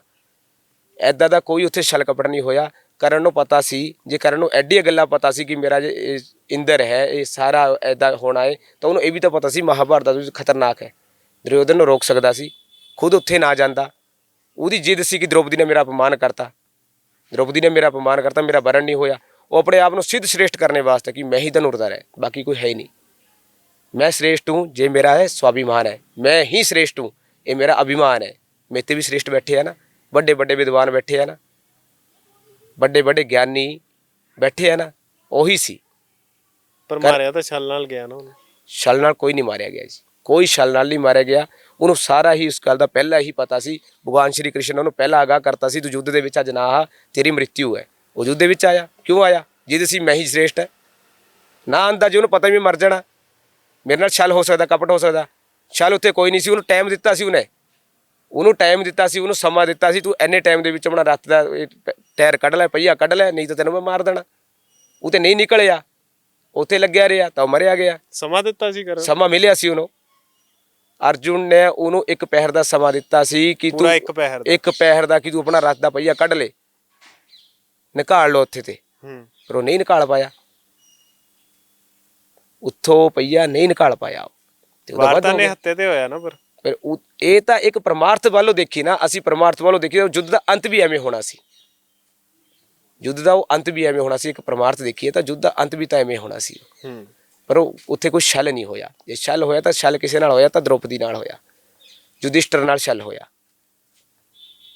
ਇੱਕ ਐਡਾ ਬੜਾ ਭਾਰਤ ਵਰਸ਼, ਜੰਨਾ ਭਾਰਤੇ ਤੰਨਾ ਭਾਰਤੇ ਮਿਲਦੀ ਸੁਕਤੀ ਦੇ ਵਿੱਚ ਪਹਿਲਾ ਹੀ ਮੰਤਰ ਮਿਲਦਾ, ਜੰਨਾ ਭਾਰਤੇ ਤੰਨਾ ਭਾਰਤੇ। जो भारत महाभारत में नहीं है वो भारत वर्ष में भी नहीं है। इतना बड़ा ग्रंथ, इन्ना बड़ा उदे एडे एडे बड़े उदे विच जोधा कौन नहीं मारे नहीं छल नाल। दुर्योधन की सेना ने कौन छल नाल नहीं मारिया? द्रोणाचार्य तां पांडवां ने वो होया सी, पर उदे अभिमन्यु मारिया, छल नाल ही मारिया। एक अभिमन्यु दे उपर 10 धनुर्धर युद्ध कर रहा करदे, उहदे नाल लड़िया करदे, उहनूं मारिया करदे। वो क्या सी?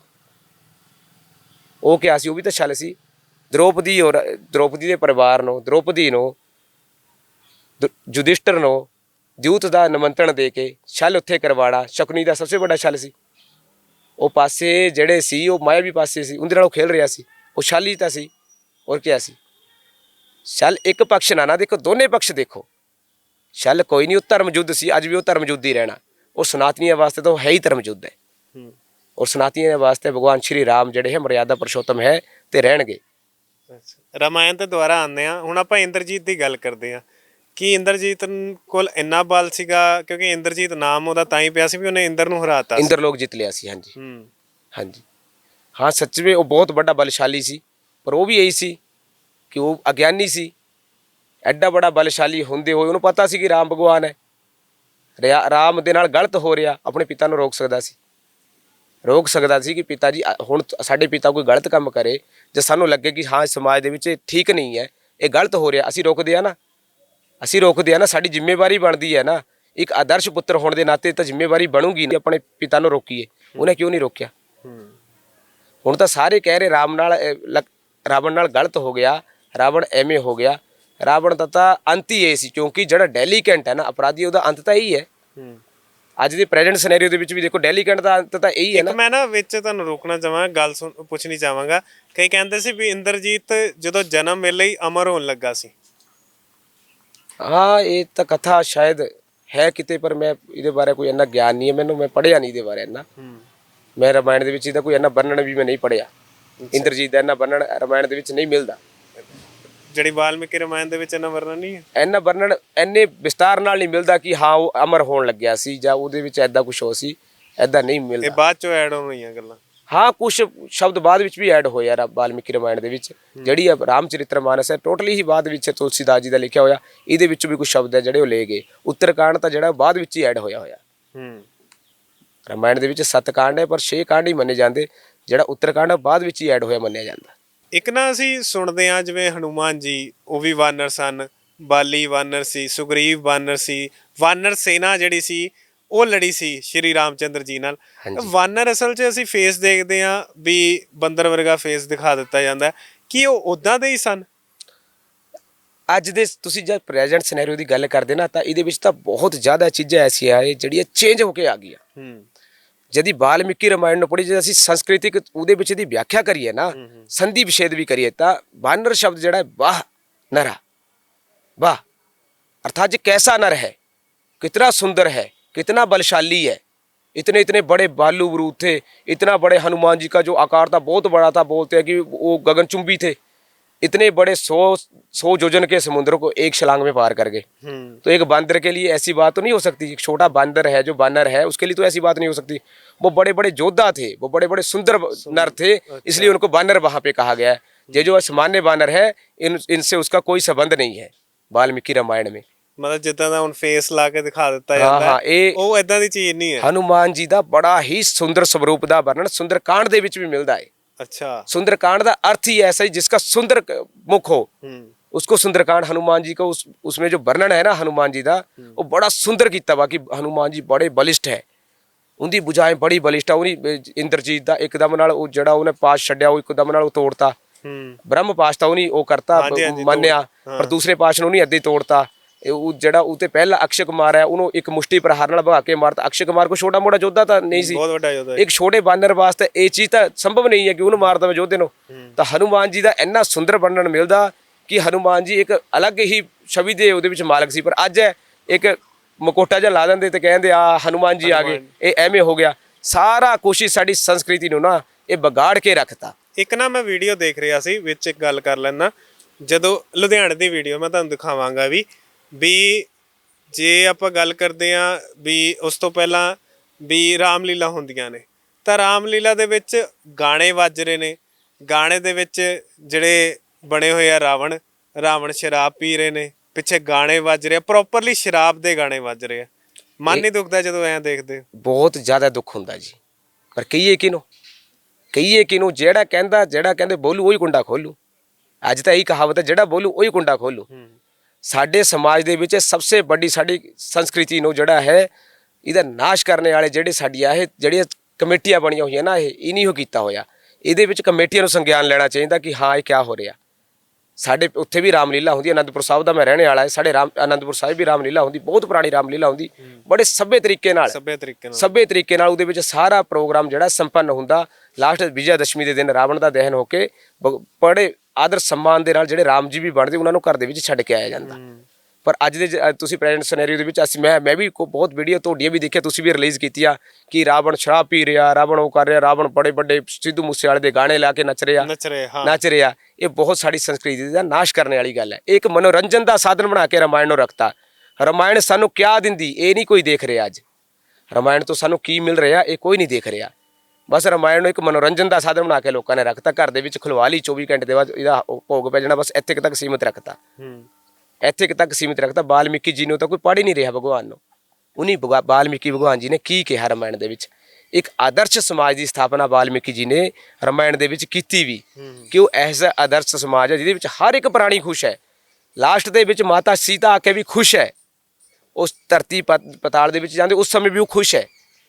ਲਵ ਕੁਸ਼ ਆਂਦੀ, ਉਹਨਾਂ ਨੂੰ ਆਪਣੇ ਪਿਤਾ ਦੀ ਪ੍ਰਾਪਤੀ ਹੁੰਦੀ, ਉਹ ਵੀ ਖੁਸ਼ ਹੈ।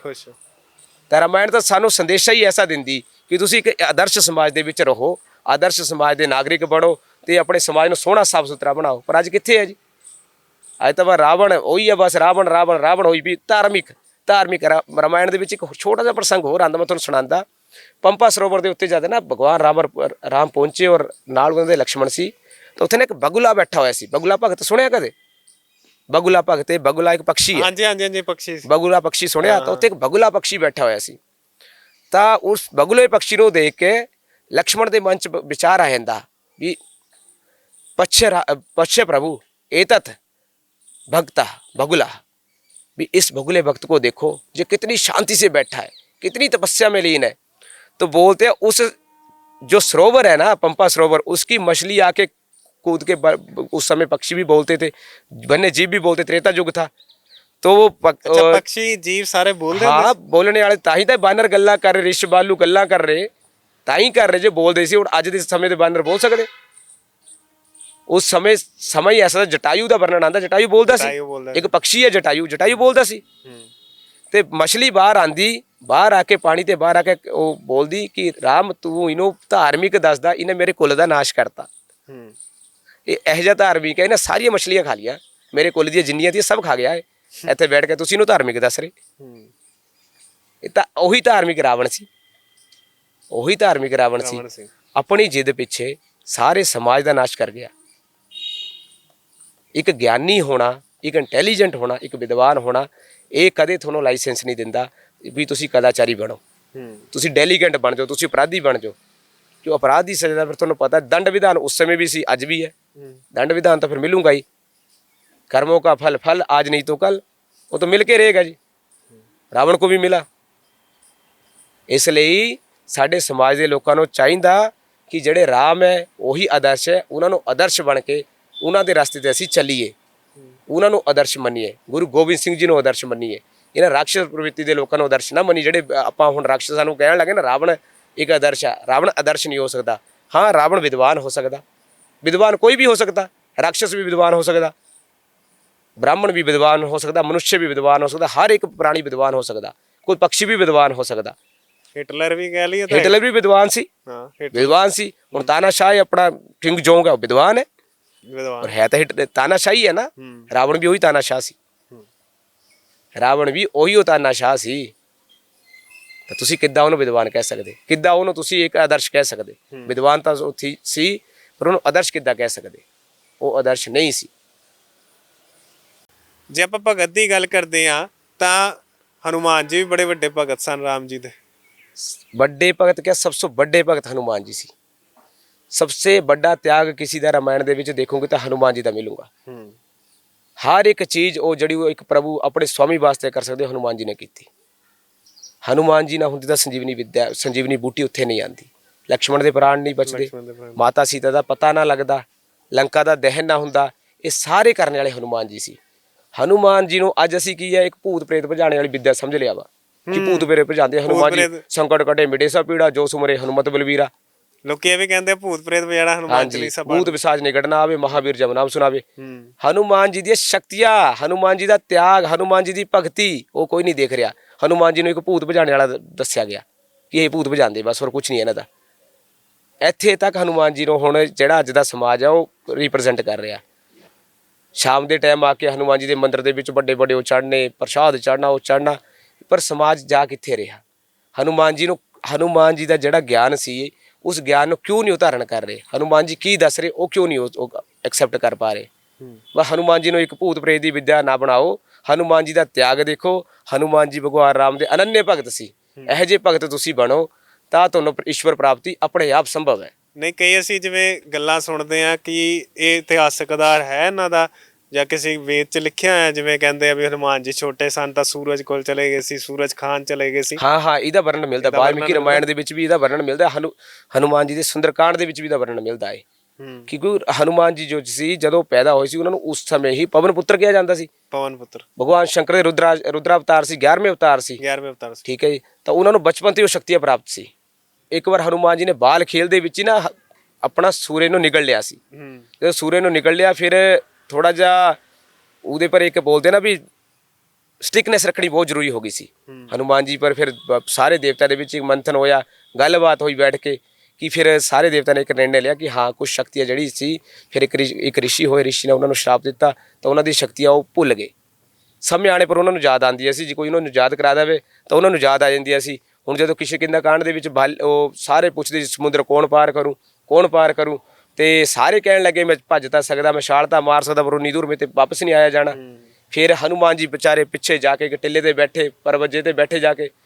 ਤਾਂ ਫਿਰ ਜਾਮਵੰਤ ਨੂੰ ਪਤਾ ਸੀ, ਹਾਂ ਜਾਮਵੰਤ ਸਭਸੇ ਸਿਆਣੇ ਸੀ ਇਹਨਾਂ ਦੇ ਵਿੱਚ, ਤੋਂ ਸਿਆਣੇ ਸੀ। ਸਭਸੇ ਸਿਆਣੇ ਸੀ। ਤਾਂ ਜਾਮਵੰਤ ਜੀ ਨੇ ਕਿਹਾ ਕਹਿ ਰਿਸ਼ਪਤੀ ਸੁਨ ਹਨੂਮਾਨਾ, ਕਾ ਚੁਪ ਸਾਧ ਰਹੋ ਬਲਵਾਨਾ, पवन तन्य बल पवन समाना, बुद्धि विवेक विज्ञान निधाना। हे ऋषपति बोलते हैं कि कह ऋषपति सुन हनुमाना, हे हनुमान जी सुनो, कहा चुप साध रहो बलवाना। अरे तू क्यों चुप बैठा है? पवन तन्य बल पवन समाना, तू पवन का पुत्र है और तेरा जो बल है पवन के समान ही है। बुद्धि विवेक विज्ञान निधाना, और तू बुद्धि से विवेक से तू जो है विज्ञान से सबसे बड़ा है, तू ही इस समुद्र को पार कर सकता है। तो उस शक्तियों को आजाद करवाने पर भगवान हनुमान जी ने वो समुद्र को लांगा और माता सीता का जो है समाचार भगवान राम को दिया और लंका का दहन भी किया। ਇੱਕ ਇਹ ਵੀ ਗੱਲ ਕਹਿੰਦੇ ਆ ਵੀ ਹਨੂਮਾਨ ਜੀ ਅਮਰ ਨੇ, ਕਿ ਉਹ ਸੱਚੀ ਚ ਅਮਰ ਨੇ, ਕਿ ਉਹ ਅੱਜ ਵੀ ਇਸ ਦੁਨੀਆ ਦੇ ਵਿੱਚ ਹੈ? हाँ, हनुमान जी अमरता नहीं कह सकते, चिरंजीविया ਦੇ ਵਿੱਚ हनुमान जी आते हैं। अमर एक अलग चीज़ है, अमर होना तो अमर है, एक जशत्व होना, एक अमर होना, एक चिरंजीवी होना, ਚਿਰੰਜੀਵੀ ਹੋਣਾ। चिरंजीवी होना, ये अलग ही, तीनों ही चीज़ा अलग है। अमर तो कोई भी चीज़ है वो अमर ही है। ये ਤੁਹਾਡੀ ਇਹ ਪੋਡਕਾਸਟ ਹੋ ਰਿਹਾ, ਇਹ ਵੀ ਤਾਂ ਅਮਰ ਰਹਿਣਾ ਹੈ, ਇਹ ਪਿਆ ਹੀ ਹੈ, ਤੁਹਾਡੇ ਜਾਣ ਦੇ ਬਾਅਦ ਵੀ ਕੋਈ ਨਾ ਕੋਈ ਕਿਸੇ ਨਾ ਕਿਸੇ ਚੈਨਲ ਦੇ ਵਿੱਚ ਮਿਲ ਹੀ ਜਾਣਾ। ਇੱਕ ਚਿਰੰਜੀਵੀ ਜਿਹੜਾ ਵਿਅਕਤੀ ਹੁੰਦਾ ਉਹ ਜਨਮ ਮਰਨ ਤੇ ਪਰੇ ਹੈ, ਪਰੇ ਹੈ, ਠੀਕ ਹੈ। ਉਹ ਇਸ ਸ੍ਰਿਸ਼ਟੀ ਪਰ ਇੱਕ ਵਾਰ ਆ ਗਿਆ, ਉਹ ਚਿਰੰਜੀਵੀ ਹੈ। ਫਿਰ ਉਹ ਜਿੱਥੇ ਤੁਸੀਂ ਉਹਨੂੰ ਦੇਖੋਗੇ ਉਹ ਤੁਹਾਨੂੰ ਮਿਲ ਜਾਣਾ ਉਸੇ ਰੂਪ ਦੇ ਵਿੱਚ, ਪਰ ਉਹ ਥੋੜੀ ਮਾਨਸਿਕ ਸ਼ਕਤੀ ਨਾਲ ਤੁਹਾਨੂੰ ਮਿਲਣਾ, ਐਵੇਂ ਨਹੀਂ ਤੁਹਾਨੂੰ ਪ੍ਰਤੱਖ ਆ ਕੇ ਉਹਨੇ ਦਿਖਾਈ ਦੇਣਾ, ਐਸਾ ਕੁਝ ਨਹੀਂ ਹੈ। ਤੁਸੀਂ ਜਿਸ ਸ਼ਕਤੀ ਨਾਲ ਉਹਨੂੰ ਧਿਆਓਗੇ, ਉਹਨੂੰ ਬੁਲਾਓਗੇ, ਉਹਨੇ ਉਸ ਸ਼ਕਤੀ ਨਾਲ ਤੁਹਾਨੂੰ ਸਾਹਮਣੇ ਹਨੂਮਾਨ ਜੀ ਅੱਜ ਵੀ ਸਾਡੇ ਵਿੱਚ ਇਸ ਦੁਨੀਆ ਦੇ ਵਿੱਚ ਹੈਗੇ ਨੇ। ਹਾਂ, ਹਨੂਮਾਨ ਜੀ ਹੈਗੇ ਆ ਜੀ, ਹਨੂਮਾਨ ਜੀ ਕਿਉਂ ਨਹੀਂ ਹੈ? ਹਰ ਇੱਕ ਪ੍ਰਾਣੀ ਦੇ ਵਿੱਚ ਹਨੂਮਾਨ ਜੀ ਹੈਗੇ ਆ। ਜੋ ਦੇਖੂਗਾ, ਜੋ ਕਿਸੇ ਨੂੰ ਆਦਰਸ਼ ਮੰਨਦਾ, ਤਾਂ ਉਹ ਜਿਹੜਾ ਆਦਰਸ਼ ਤੱਤਵ ਹੈ ਨਾ, ਉਹਦਾ ਗੁਣ ਹੈ ਆਦਰਸ਼ ਦਾ, ਆਦਰਸ਼ ਤੱਤਵ ਦਾ, ਤਾਂ ਉਹ ਹਨੂਮਾਨ ਜੀ ਹੈ। ਕਈ ਲੋਕ ਇਹ ਵੀ ਕਹਿੰਦੇ ਆ ਵੀ ਉਹਨਾਂ ਨੇ ਦੇਖਿਆ ਵੀ ਹੈ, ਕਿਸੇ ਨੇ ਕਿਸੇ ਰੂਪ ਚ ਦੇਖਿਆ। ਇਹ ਤਾਂ ਜੀ ਪਖੰਡ ਦੀ ਦੁਨੀਆ, ਕਿੰਨਾ ਮਰਜ਼ੀ ਕਹਿ ਲਓ। ਅੱਛਾ, ਇਹ ਸਾਰਾ ਪਖੰਡ ਹੈ। ਪਖੰਡਵਾਦ ਨੂੰ ਮੈਂ ਪ੍ਰਮੋਟ ਨਹੀਂ ਕਰੂੰਗਾ, ਨਾ ਉਹਨੂੰ ਵਧਾਵਾ ਦਊਂਗਾ ਜੀ। ਇਹ ਸਾਰਾ ਪਖੰਡਵਾਦ ਹੈ, ਇਹਦੇ ਵਿੱਚ ਕੁਝ ਐਸਾ ਨਹੀਂ ਹੈ ਕਿ ਕਿਸੇ ਨੂੰ ਕੋਈ ਅੱਜ ਵੀ ਕਹਿੰਦੇ ਮਾਤਾ ਦੀ ਆ ਗਈ, ਕਿਸੇ ਨੂੰ ਬਾਬੇ ਦੀ ਆ ਗਈ। ਅੱਜ ਕੱਲ ਇਹ ਬੜਾ ਸ਼ੇਰੇ ਲਾਣ ਲੱਗ ਜਾਂਦੇ ਨੇ। ਹਾਂ, ਅੱਜ ਕੱਲ ਬਹੁਤ ਚੱਲਿਆ ਹੋਇਆ ਟ੍ਰੈਂਡ, ਇਹ ਟ੍ਰੈਂਡ ਹੀ ਹੈ, ਇਹਨੂੰ ਟ੍ਰੈਂਡ ਹੀ ਰਹਿਣ ਦਿਓ, ਪਖੰਡ ਦਾ ਹੈ। ਔਰ ਜੇ ਧਰਮ ਪਰ ਗੱਲ ਕਰੀਏ ਤਾਂ ਧਰਮ ਦੀ ਗੱਲ ਦਾ ਕੋਈ ਅੰਤ ਨਹੀਂ ਹੈ, ਤਾਂ ਧਰਮ ਦੀ ਗੱਲ ਦਾ ਕੋਈ ਅੰਤ ਨਹੀਂ ਹੈ। ਇਹ ਵਾਦ ਵਿਵਾਦ ਦਾ ਵਿਸ਼ੇ ਹੈ, क्योंकि जो धर्म है, जो कहते धर्म एवं हतोहंती धर्मो रक्षति रक्षिता, जो धर्म की रक्षा करते हैं, धर्म उसकी रक्षा करता है, और धर्म का जो नाश करते हैं, धर्म समय आने पे उसका नाश स्वयं कर देता है। ਨਾਲੇ ਗੱਲ ਹੈ ਨਾ, ਜੇ ਕੋਈ ਕਹਿੰਦਾ ਮਾਤਾ ਆ ਗਈ ਤੇ ਜੇ ਕਿਸੇ ਦੇ ਵਿੱਚ ਕੋਈ ਅਵਤਾਰ ਆ ਜਾਂਦਾ ਤਾਂ ਉਹ ਗਿਆਨ ਦੀ ਗੱਲ ਕਰੂਗਾ, ਏਦਾਂ ਸਿਰ ਥੋੜੀ ਨਾ ਹਿਲਾਊਗਾ। हाँ, सिर थोड़ी ना हिलाऊंगा। सही गल है थोड़ी, बिल्कुल सही गल है। सारा पखंड है, सारा पखंड है, ਇਹਦੇ ਵਿੱਚ ਕੋਈ ਸੱਚ ਨਹੀਂ ਹੈ, ਕੋਈ ਸੱਚਾਈ ਨਹੀਂ ਹੈ। ਬਾਕੀ ਉਹਨਾਂ ਨੂੰ ਪਤਾ ਹੋਣਾ ਜਿਹੜੇ ਸਿਰ ਹਿਲਾਉਂਦੇ ਕਿ ਹਾਂ ਇਹਦੇ ਵਿੱਚ ਹੈ ਸੱਚ ਜਾਂ ਨਹੀਂ, ਪਰ ਨਹੀਂ, ਐਸਾ ਵੇਦਾਂ ਦੇ ਵਿੱਚ ਕੋਈ ਪ੍ਰਮਾਣ ਨਹੀਂ, ਕੋਈ ਪੁਰਾਣਾਂ ਦੇ ਵਿੱਚ, ਕੋਈ ਸ਼ਾਸਤਰਾਂ ਦੇ ਵਿੱਚ ਐਸਾ ਕੋਈ ਪ੍ਰਮਾਣ ਨਹੀਂ ਮਿਲਦਾ। ਧੰਨਵਾਦ ਜੀ ਤੁਹਾਡਾ, ਬਹੁਤ ਬਹੁਤ ਧੰਨਵਾਦ ਜੀ। ਤਾਂ ਪੋਡਕਾਸਟ ਤੁਸੀਂ ਸਾਰਾ ਸੁਣ ਹੀ ਲਿਆ ਹੋਵੇਗਾ, ਤਾਂ ਜ਼ਰੂਰ ਇਸ ਪੋਡਕਾਸਟ ਦੇ ਵਿੱਚ ਅਸੀਂ ਰਾਮਾਇਣ ਨੂੰ ਲੈ ਕੇ ਕਾਫੀ ਗੱਲਾਂ ਕੀਤੀਆਂ ਅਤੇ ਰਾਵਣ ਦਾ ਅਸਲ ਦੇ ਵਿੱਚ ਇਤਿਹਾਸ ਕੀ ਸੀ ਉਸ ਦੇ ਬਾਰੇ ਗੱਲਬਾਤ ਕੀਤੀ।